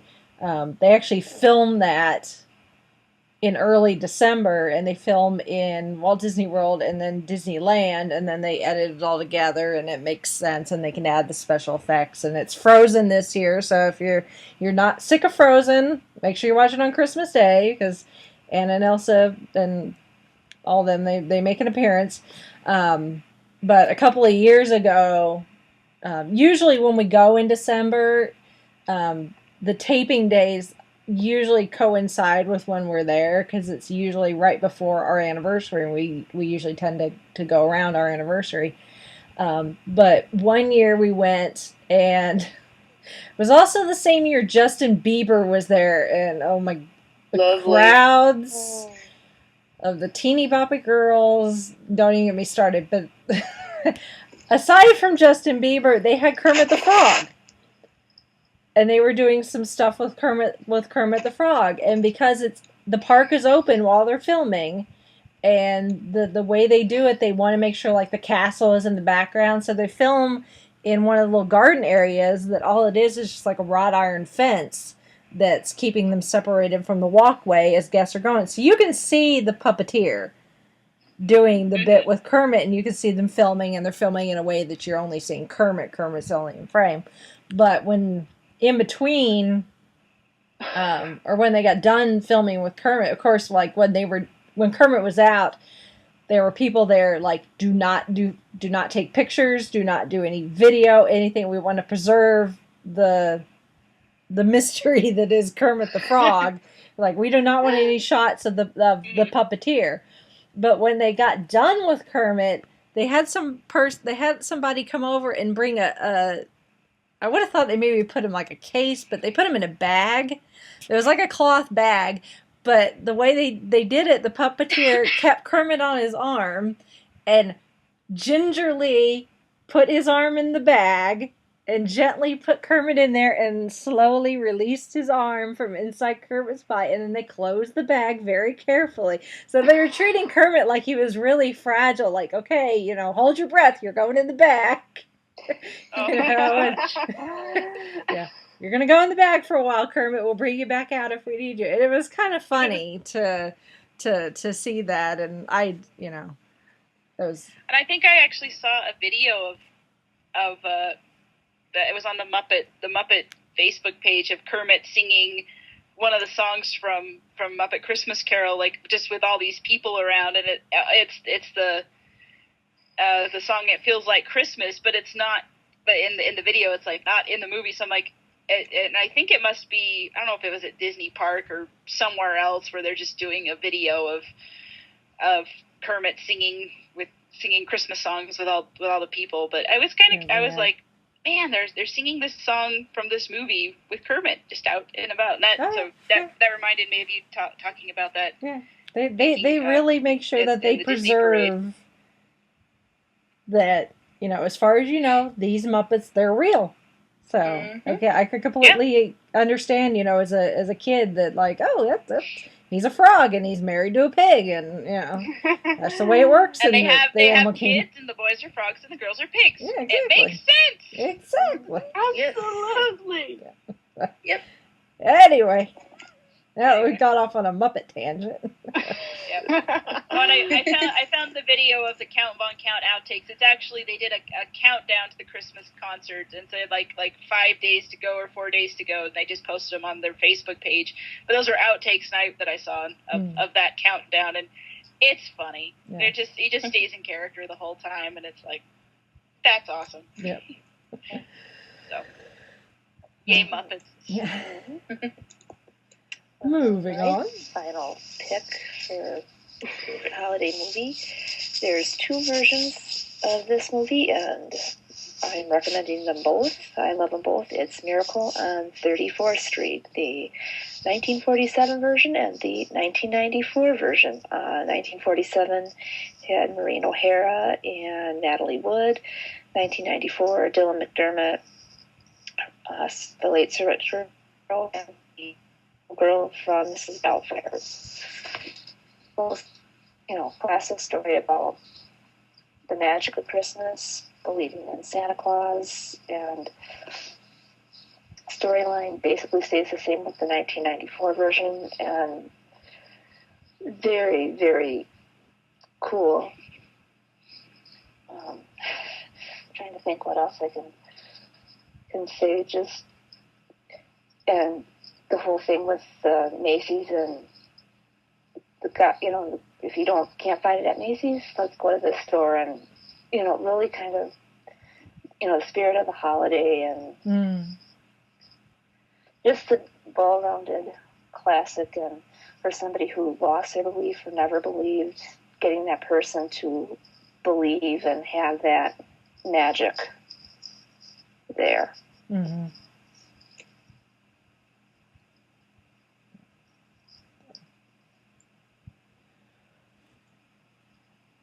Oh, and then to the thing with the court case and the bringing in of, you sure Santa's not real? Look at all these letters. And boom, bag after bag after bag.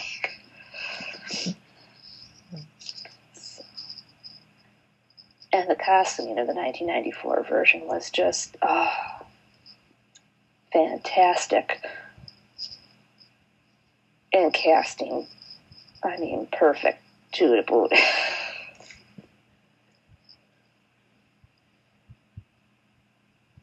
Is that available on Netflix, do you know? Ooh, that I am not. I haven't sure seen it pop up on like my recommended for holiday, so it may not be either version. So, but that's one of those that you could find it other places too. It's not. It's one of those classics that it's not out of print, so it's not that Right. hard to find. Right. Yeah.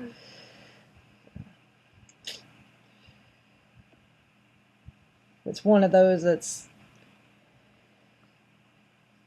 all about capturing the magic that is Christmas time. Yeah.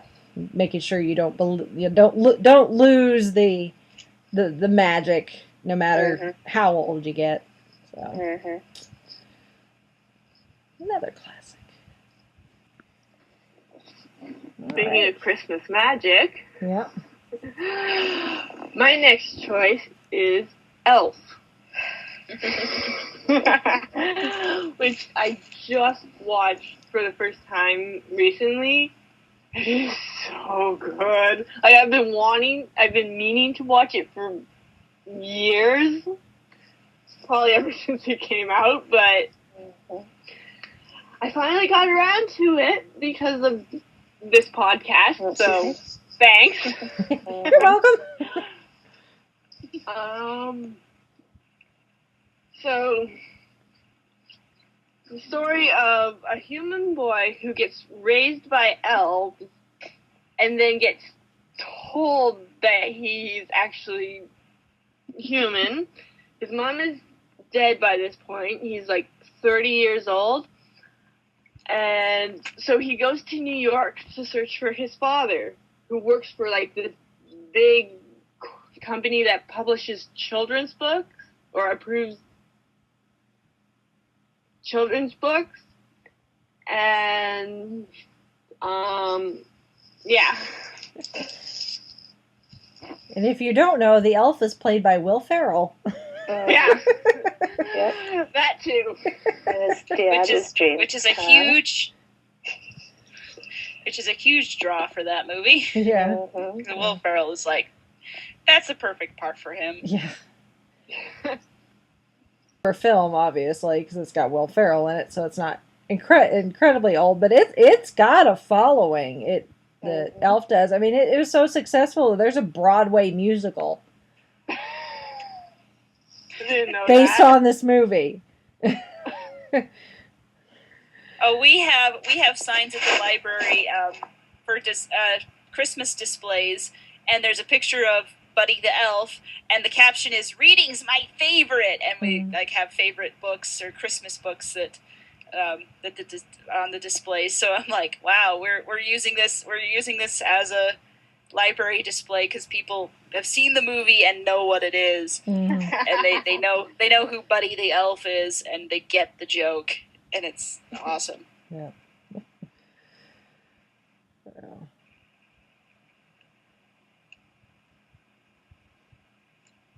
Okay. And last, but certainly not least, my last pick is the Santa Claus movies, which is a trilogy of Christmas movies that go around Tim Allen, who becomes the Santa Claus after he accidentally causes the last Santa Claus to die. It's very interesting. And the first thing I want to point out is I love like play on words and puns, and I love how it's the Santa Claus, like a clause. I don't know. I find it funny. And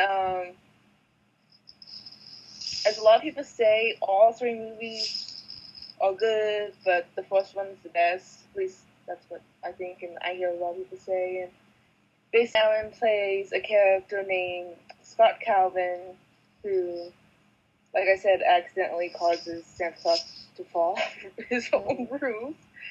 And so he finishes Santa Claus's trip and does all the Christmas deliveries, and then goes to North Pole, meets all the elves, and they tell him that he is the new Santa Claus, which he doesn't believe at first, but throughout the years he starts getting fatter and getting the beard and all that stuff.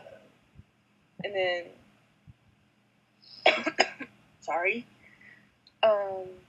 then the following Christmas I'm having trouble remembering. It's been a while since I've seen this. But he's divorced, and he's got a son, and there's some his ex-wife is remarried or is going to get remarried, and there's issues with the custody arrangement. They can't come to an agreement, and like the ex-wife, he's a workaholic, and I think he's like a lawyer or something, which makes he works for a company that makes toys. Oh, okay, yeah. Which is kind of ironic, I guess. And and his ex-wife's new husband or fiance, he's a shrink, which makes for some pretty funny moments. Yeah. And, But him becoming Santa Claus makes the dynamic between his son and his ex-wife even more complicated as it goes along. So, and it's funny that that this movie deals with the death of Santa Claus, but it's treated in such a way that your kid isn't going to be traumatized by watching this, or if you are a kid, you're not going to be traumatized by, oh my gosh, Santa's dead, because it's like all forget the about it actually. Yeah, well, because there's a new one, and they all the little mysteries of, well, how does he get around the world? Yeah. How does he fit all that stuff in his sleigh? How does he do this? And blah blah blah. And it's like, here's all your answers. Yeah, they get it's the death of Santa Claus, but the way they do it is Santa Claus isn't necessarily one specific person. It's somebody who's taken on the responsibilities of being Santa Claus, and that's what happens is it causes that Santa, that person's death, but by him putting on the suit, he's taking on the responsibility and therefore becomes Santa Claus. It kind of reminds me of The Princess Bride a little bit. Oh, like with Dread Pirate Roberts. That it's not the person. It's not the man who's in the suit. It's the name and the reputation and what he does. Okay, I was like, wait, what? Yeah. It took me a minute to figure out where you were going with that. I had, but no, that's a good analogy. That's a good parallel. It's a really good analogy. And I think one of my favorite characters is Bernard, the elf. Which for a long time I thought that was that guy, the guy playing the elf was Ryder Strong, who was Sean from Boy Meets World. I was like, Oh yeah. but it's not. It's somebody else. We have David Krumholtz, who was in Numbers. Yeah, and then I've seen the second one. Was it just the Santa Claus 2? It just does it have a? He has to get married. Right. Yeah, he has to Yeah. get married. Yeah. 3 had the subtitle. Okay, which I was the like, escape clause. Yeah, I was like, I didn't think they called it the Mrs. Claus. No. But no, but I guess this is an interesting bit of trivia though, especially now, because the Mrs. Claus in that is, I think it's played by, isn't it Elizabeth Mitchell? Yes, it is. Who was just in Once Upon a Time as the Snow Queen. So make of that what you will. If there's anything to be made of it. And we find a way. Yeah, there's some headcanon. We can headcanon. We'll headcanon that. We'll headcanon the crap out of that one. Yeah. Then we have Santa Claus 3, which is the escape clause. Am I right? And yep. And then we have Jack Frost, played by Martin Short. Yep. I'm trying to remember this. This one, for some reason, I haven't seen as much as the other ones. I don't think it was as well received as the first two. I don't know, because I remember because I remember it had a bunch of other, holiday characters in it. Right? Like, it had Easter Bunny. Well, that happened in the second one as well, because they were like... Oh, that's he right. was starting to lose his powers as Santa, and then they were having a meeting of the legendary creatures, and the Tooth Fairy wanted a name change because the Molinator. He wanted to be the Molinator. And then Father Time was played by Peter Boyle. Oh, that's right. Oh yeah, and there was Mother Nature and. Now I think about it, Sandman was played by Michael Dorn. Oh yeah, it's kind of like Rise of the Guardians almost. I was just about to say that. And the Cupid, Tooth Fairy. I can't remember anyone else. Easter Bunny. Oh yeah, Easter Bunny. Mother Nature. I remember loving Mother Nature's that costume. I know, you see those characters, I'm like, I want their movies. Mm-hmm. You do a whole franchise if you wanted. That would be nice. Now I think about it, I don't know how wise that would be, but it's kind of an interesting concept. There's a whole world here we can explore. Let's do it. It was kind of like when I watched Nightmare Before Christmas, I always wanted to see the other holiday worlds. Yeah. Yeah, that would be it. Yeah, I thought about that too. I'm sure fanfic has been written. Oh, yes. I'm sure. I've never read Nightmare Before Christmas fanfic. That should be a fun thing to do, I imagine. You dig far enough. I'm sure you're bound to find something. Thanksgiving. Yeah, the Thanksgiving one, that would be an interesting one. What they do is just eat. Yeah. Cheese turkeys. The nightmare before Thanksgiving. There's not enough gravy. The gravy's too lumpy. They burned the turkey, and we got to go to Denny's, which is in the Santa Claus. Yes. Oh yeah, that's right.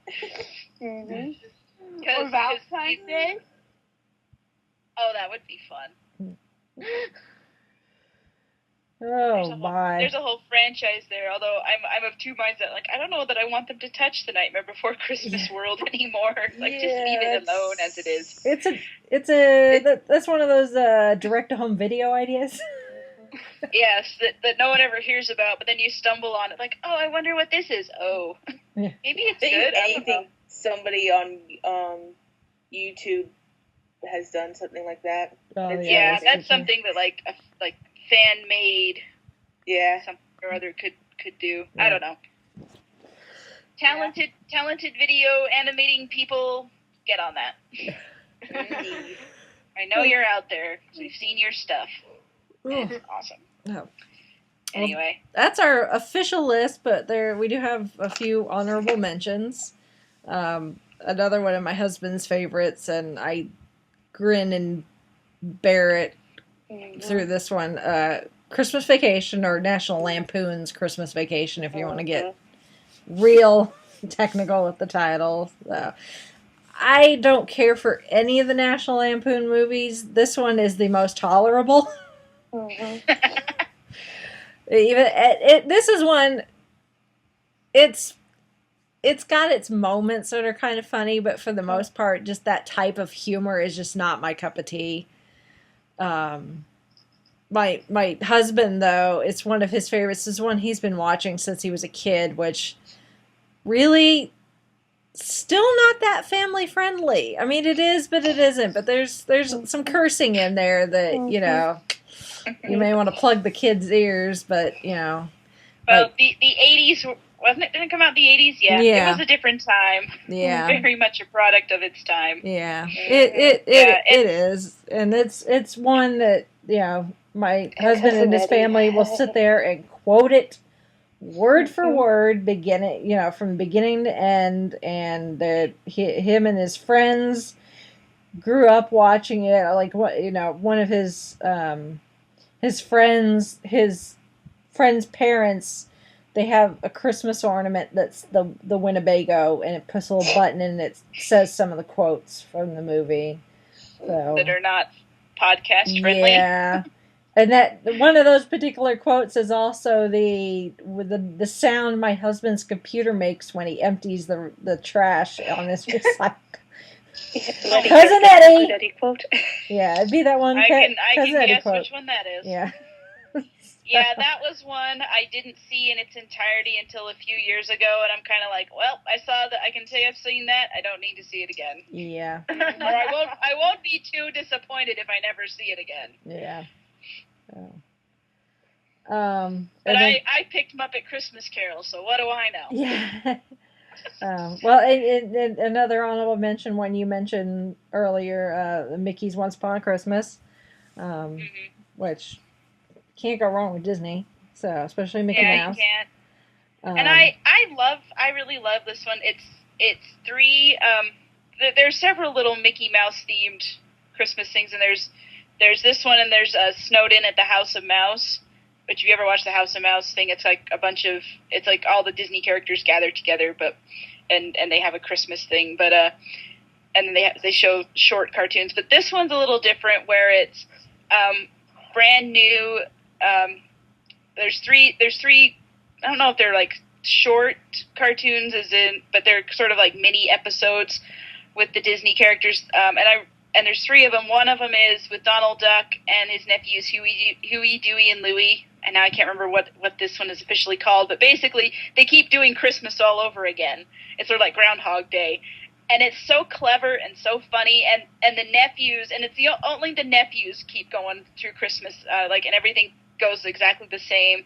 And, you know, they have to learn. And so, they're like, they're so excited, like, oh, we get Christmas every day, but it's the same one, so they already know what presents they're getting, and they know what dinner's going to be like, and, you know, to gives them slobbery kisses and everything. So on one of the repeats, they wish it was Christmas every day, and then that. Yeah, that's it.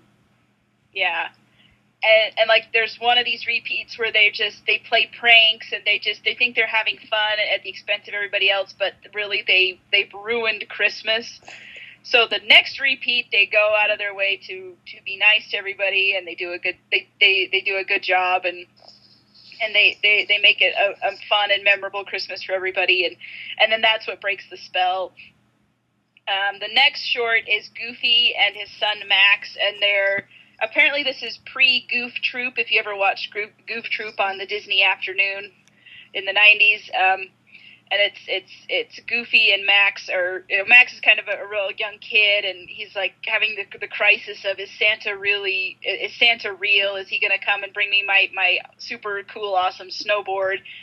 And Goofy is, you know, he's Goofy. He's trying he's got a good heart, but everything he does, you know, he's clumsy and it all kind of falls apart. But he's trying to make Christmas good for this one family who's less fortunate, and they don't have the dad lost his job, and so they haven't been able to do much for Christmas that year. And so Max has to kind of learn what Christmas is all about, and it's really cute and heartwarming, and they do that. And then the third one is Mickey and Minnie's Gift of the Magi, which, if you know the story of Gift of the Magi, it's this couple that they want to give each other something nice for Christmas, but they don't have any money, and they trade their most valuable possessions for this person that they love. And in this one, it's Mickey and Minnie.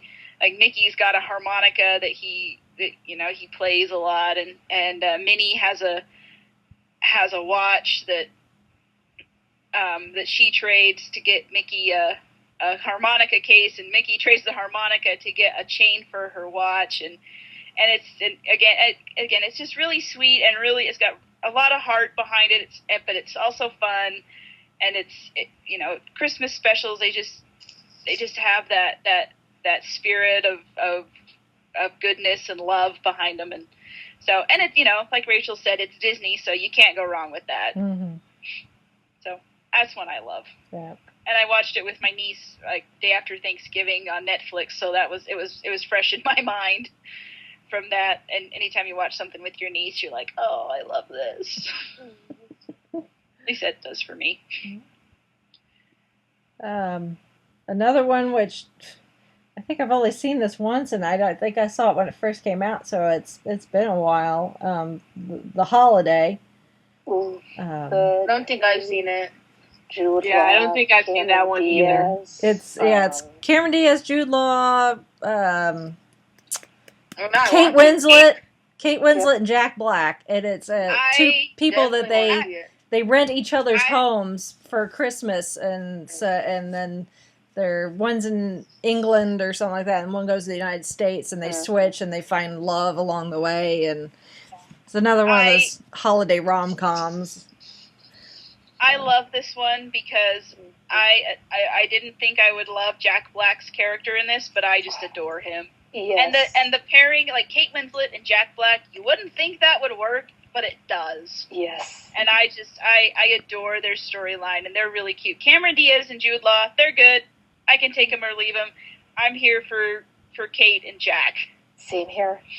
And I think theirs is, but it's a really sweet movie, and like you said, the Christmas rom-com. This is what I've seen. This is what I've watched instead of Love Actually, because that's the way I go. Oh man, I was Because who was the elderly gentleman that Kate Winslet's character was helping? Oh, I can't remember now. I know it was somebody fairly well known. Mm-hmm. I'm sure somebody's listening to us and like screaming it at to the wiki. Yeah. Because in just Jack, him sitting with her and the tales, and then this is his kind of song. This is kind of how he moves. So cool, and how Kate gets to be his date for that one awards ceremony, which was very. Oh, cool. his name is Arthur. The character's name is Arthur. It's Eli Wallach. I don't know. I'm not familiar with that. With anything else he's done. I was gonna look it up to see if I can watch it on Netflix, and you can only get it on DVD, which I don't have the subscription anymore. Yeah, my roommate owned it, but then she moved out, so I was like, took it with her. And this occurred to me as I was looking at this list of like what's missing that people are like, I'm sure screaming at us like, wait, did you mention this one? And we would be remiss not to mention, at least as an honorable mention, It's a Wonderful Life. Mm-hmm. Frank Capra, Jimmy Stewart, just. Oh yeah. You can't do Christmas without It's a Wonderful Life. So. Is it bad if I admit I have never seen It's a Wonderful Life? I've seen most of it. It's one of those where I've seen it, but I've seen it in bits and pieces and not in order. But if you put all the pieces together in the right order, it would be the entire film. I have several movies that are like that, where it's I've watched them in bits and pieces, and if I put the pieces together, I've seen the entire movie. Now, It's a Wonderful Life. I've got this bit of trivia for this one because it takes place at Christmas, right? Yes, I guess so. Yeah, but it's not necessarily a Christmas movie, and the reason that it has become synonymous with Christmas is because they let the rights expire, like the rights to show it, and I think it was NBC or somebody, one of the broadcasting companies was looking for something to play during the Christmas season that was cheap, and they couldn't think of anything. So they found out this movie had, the broadcast rights had expired. So they're like, oh, well, we'll play that. And so, during Christmas, for I don't know how many years, and I'm kind of vague on the details, they would just play It's a Wonderful Life because they didn't have to pay for the rights to show it on screen. Wow. And it was like during Christmas when there was like a gap somewhere that they needed to fill. And that's the only reason that it's become synonymous with Christmas. It could have been anything. Wow. Oh, wow. Nice. Another one for honorable mentions, I just find a silly, fun one is Jingle All the Way. Mm-hmm. And I didn't notice until today when it was on some channel, but they made a sequel, they made a sequel. Why? But I don't know, it doesn't even have the same people. I don't know if it's the same characters, they don't have the same actors, and it's kind of like making all those Home Alone sequels, 20 some odd years later, and it's just, it's a Home Alone movie. Yeah. Oh, it's not the same characters or the same people. Yeah. The only thing about Jingle All the Way is that it does a decent job of making fun of those people where, we've had those years where there's that one toy that people will murder for. When Cabbage Patch Dolls first became popular, and the year of Tickle Me Elmo, and yeah, so it pokes fun at that, and but it's Arnold Schwarzenegger, which Arnold doing comedy is a bit awkward. Yeah, it's true. Phil Hartman, Sinbad. Yeah, but if you just take it for what it is, again, it's one of those 90s films. This is probably why I like, because I was a 90s kid. And, Jingle All the Way 2 stars Larry the Cable Guy. Well, there you go. Interesting. And then, of course, I wonder why I didn't hear it. It just released this year. That would be. Yeah, it's one of those direct to DVD home video things. Yeah. Apparently, production company was WWE. I think one of the characters is also one of the actors is a wrestler that day for one of the characters supposedly. Nah. They had an in. Yeah. But to finish out here, also want to include the I lump this under the various TV specials because they're not movies, but you see them so often on TV that they're part of the Christmas viewing experience. Things like the Charlie Brown Christmas, which has been on TV a couple of times actually. Frosty the Snowman. Rudolph the Red-Nosed Reindeer, the few claymation type shorts like Rudolph, A Year Without Santa Claus. I'm sure there's a few more. Rudolph is actually celebrating its 50th anniversary this year. Wow. Which that one was a mainstay at my house. We have our favorite running joke is, Hermie, the elf that wants to be a dentist. It's yeah. like, he's our favorite. Yeah. Like my sister has a T-shirt that has a picture of Hermie and it's like, I want to be a dentist. At my It's old really job, cute. we called our little office the Island of Misfit Toys. Oh yes, Yep. we're on the island of unwanted toys. Yeah. Oh yes, and there's a certain member of Traveling the Vortex that is not familiar with this, and he needs to be, because that's just a travesty and it's wrong. You need to have watched Rudolph the Red-Nosed Reindeer. It's on TV every year.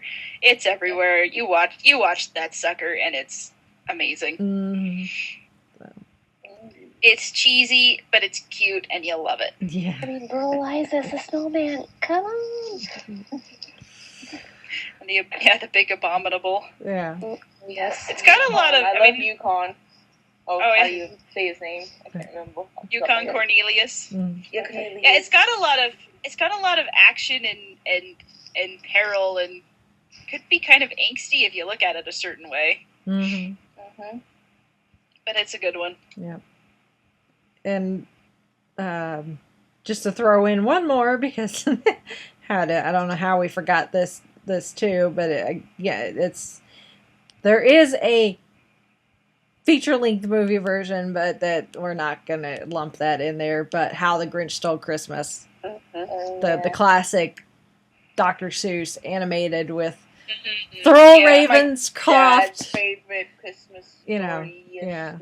Thurl Ravenscroft with that deep voice singing, you're a mean one, Mr. Grinch, which, again, if you're a Disney fan, you know Thurl because he's one of the voices that you hear predominantly in the Haunted Mansion singing Grim Grinning Ghosts, and he's also one of the voices singing in Pirates of the Caribbean. So that deep baritone that's unmistakably Thurl Ravenscroft. He's around the Disney parks in several places actually, but he is also, your voice for your mean one, Mr. Grinch. So, which I'm not gonna sing because I'm not Thurl Ravenscroft. So, but I think with that though we'll end our list there. I'm sure people are probably screaming, going, "What about blah blah blah?" That's that. Send in feedback. Send in feedback. Yeah, we will stand corrected. Yes. So you can always send us messages or tweet us or whatever. You can find all of our contact information on our blog, which is the Fiveish Fangirls podcast.blogspot.com. So you can get a hold of us there. And you can also find the links to our Tumblr, Twitter, YouTube, our Patreon. That's there as well. So if you want to become a supporter of ours on Patreon, so that our other two supporters don't have to carry the entire weight of it. And we're still working on getting on iTunes. That'll probably happen sometime in early next year. That's on my list of things to do over the Christmas break, is to figure out exactly how this is going to work as far as the technical side of it. So the sooner I can get that figured out, the sooner we can get up on iTunes and make everyone's life a lot easier, hopefully. So we will keep you posted. What else? This coming Saturday, the 27th, is the first Marvel with Friends tweet along with the first Iron Man. You can find the entire schedule on our blog. We put together it's got the date and the movie, and we even put in there the episodes of the first season of Agents of S.H.I.E.L.D. Now, we're not going to watch and tweet along with Agents of S.H.I.E.L.D., but if you want to watch those, the breakdown so that you know which episodes to watch in between the various Marvel movies, so that you can see how it plays into the Marvel Cinematic Universe, which the first season of Agents of S.H.I.E.L.D., not so much. It's more what happens in the cinematic spills over into Agents of S.H.I.E.L.D., but if you're curious to how the two connect, I'd recommend doing it. And the first season is now on Netflix, so you can watch it. And I'm assuming it's probably on Hulu as well. And probably also on ABC's, may still be on ABC's website. It's not on Hulu. It's definitely on Netflix because I've started watching it. So yeah, check it out. So you can watch it there. But the way that they've tied it together, it still ties in now with season 2 and what's happening in season 2. Unlike before, where the movie spilled into Agents of S.H.I.E.L.D., this time Agents of S.H.I.E.L.D. is building up to stuff that's going to be happening in the cinematic universe. So if you've been on the fence about watching Agents of S.H.I.E.L.D., this may be a good time to do it, and especially because you can break it up and see how it connects to the movies. Because I know a lot of people, we've talked about this, that they weren't seeing how it was working until the events of Winter Soldier, and then everybody's like, oh, okay. So, maybe, if you've been thinking about watching it, you may want to hold off, and if you want to follow along with us, or if you just want to do it on your own and follow the schedule, that way okay, I need to watch Iron Man 3 and then watch episodes 1 through 8 or something, and then watch Thor, and then watch these episodes, and then watch Winter Soldier, and then watch the rest of the season. Do it that way, and that may make it easier to digest, I guess. So, but first tweet along, #Marvel with Friends, the 27th, at 10 p.m. Eastern Standard Time, I think is when we're starting. And we'll be doing it every other Saturday up until Age of Ultron is released. And actually, the way it worked out is we'll actually be watching Guardians of the Galaxy the day after Age of Ultron is released. But as far as we know, Guardians doesn't really play into anything yet, so it won't be a big deal. So, why would you not want to watch Guardians of the Galaxy again? Come on. Mm-hmm. Exactly. Come on. Exactly. Yeah. So wait, what are we? And we're watching what on Saturday? Are we? Iron Man. Iron Man 1. Yep. Okay. Very first Iron Man.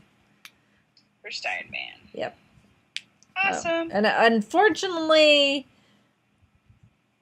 as far as I know, right now the only thing on Netflix is The Avengers, and that's actually going away today or tomorrow. As we're recording, it is almost 1 a.m. on the 22nd, and it expires on the 22nd, so you have till the end of the 22nd to watch The Avengers on Netflix, so you'll have to find it some other way. So unless they decide to re-up the license agreement or whatever to be able to watch that, but that was the only movie that was on Netflix, and now it's going away. So unless something changes, that's a bummer. Yeah. Mm-hmm. But really, you should own them. Yeah. If you know what's good for you. So. If you don't want Rachel to hunt you down, just kidding. Hit up go to Half Price Books or something. Buy them used if you have to. Yeah. I mean, Iron Man, some of those early ones, they've been out for a few years, so the price has gone down, especially on the DVDs. So. Yes. Mm-hmm. Yeah. So, and you should be able to swing it. Yeah. So. Or borrow it. Yeah. From the library or from a friend or. Yeah. You've got the schedule, so you know when each movie is coming up, so you can plan accordingly. So, but other than that, that's gonna be it for this week. So, with that, we shall sign off. This is Brittany in Fort Pierce saying goodnight. She almost did it. I heard the hesitation. She almost did it. This is Chrissy saying goodnight from Salt Lake City. This is Holly from Wisconsin saying good evening. This is Mitch in Ontario saying goodnight. And I am Rachel in Indianapolis, Indiana. think my heart just grew 3 sizes. Good night, everyone. Merry Christmas. Yeah. Merry Christmas.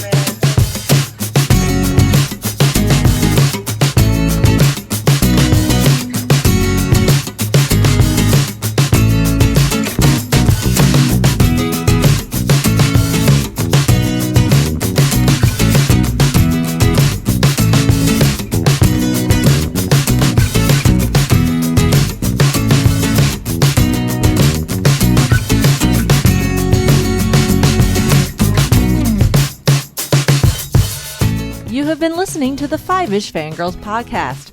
Any and all movies, books, games, and other forms of media mentioned are owned and operated by their respective copyright holders. No copyright infringement is intended or implied.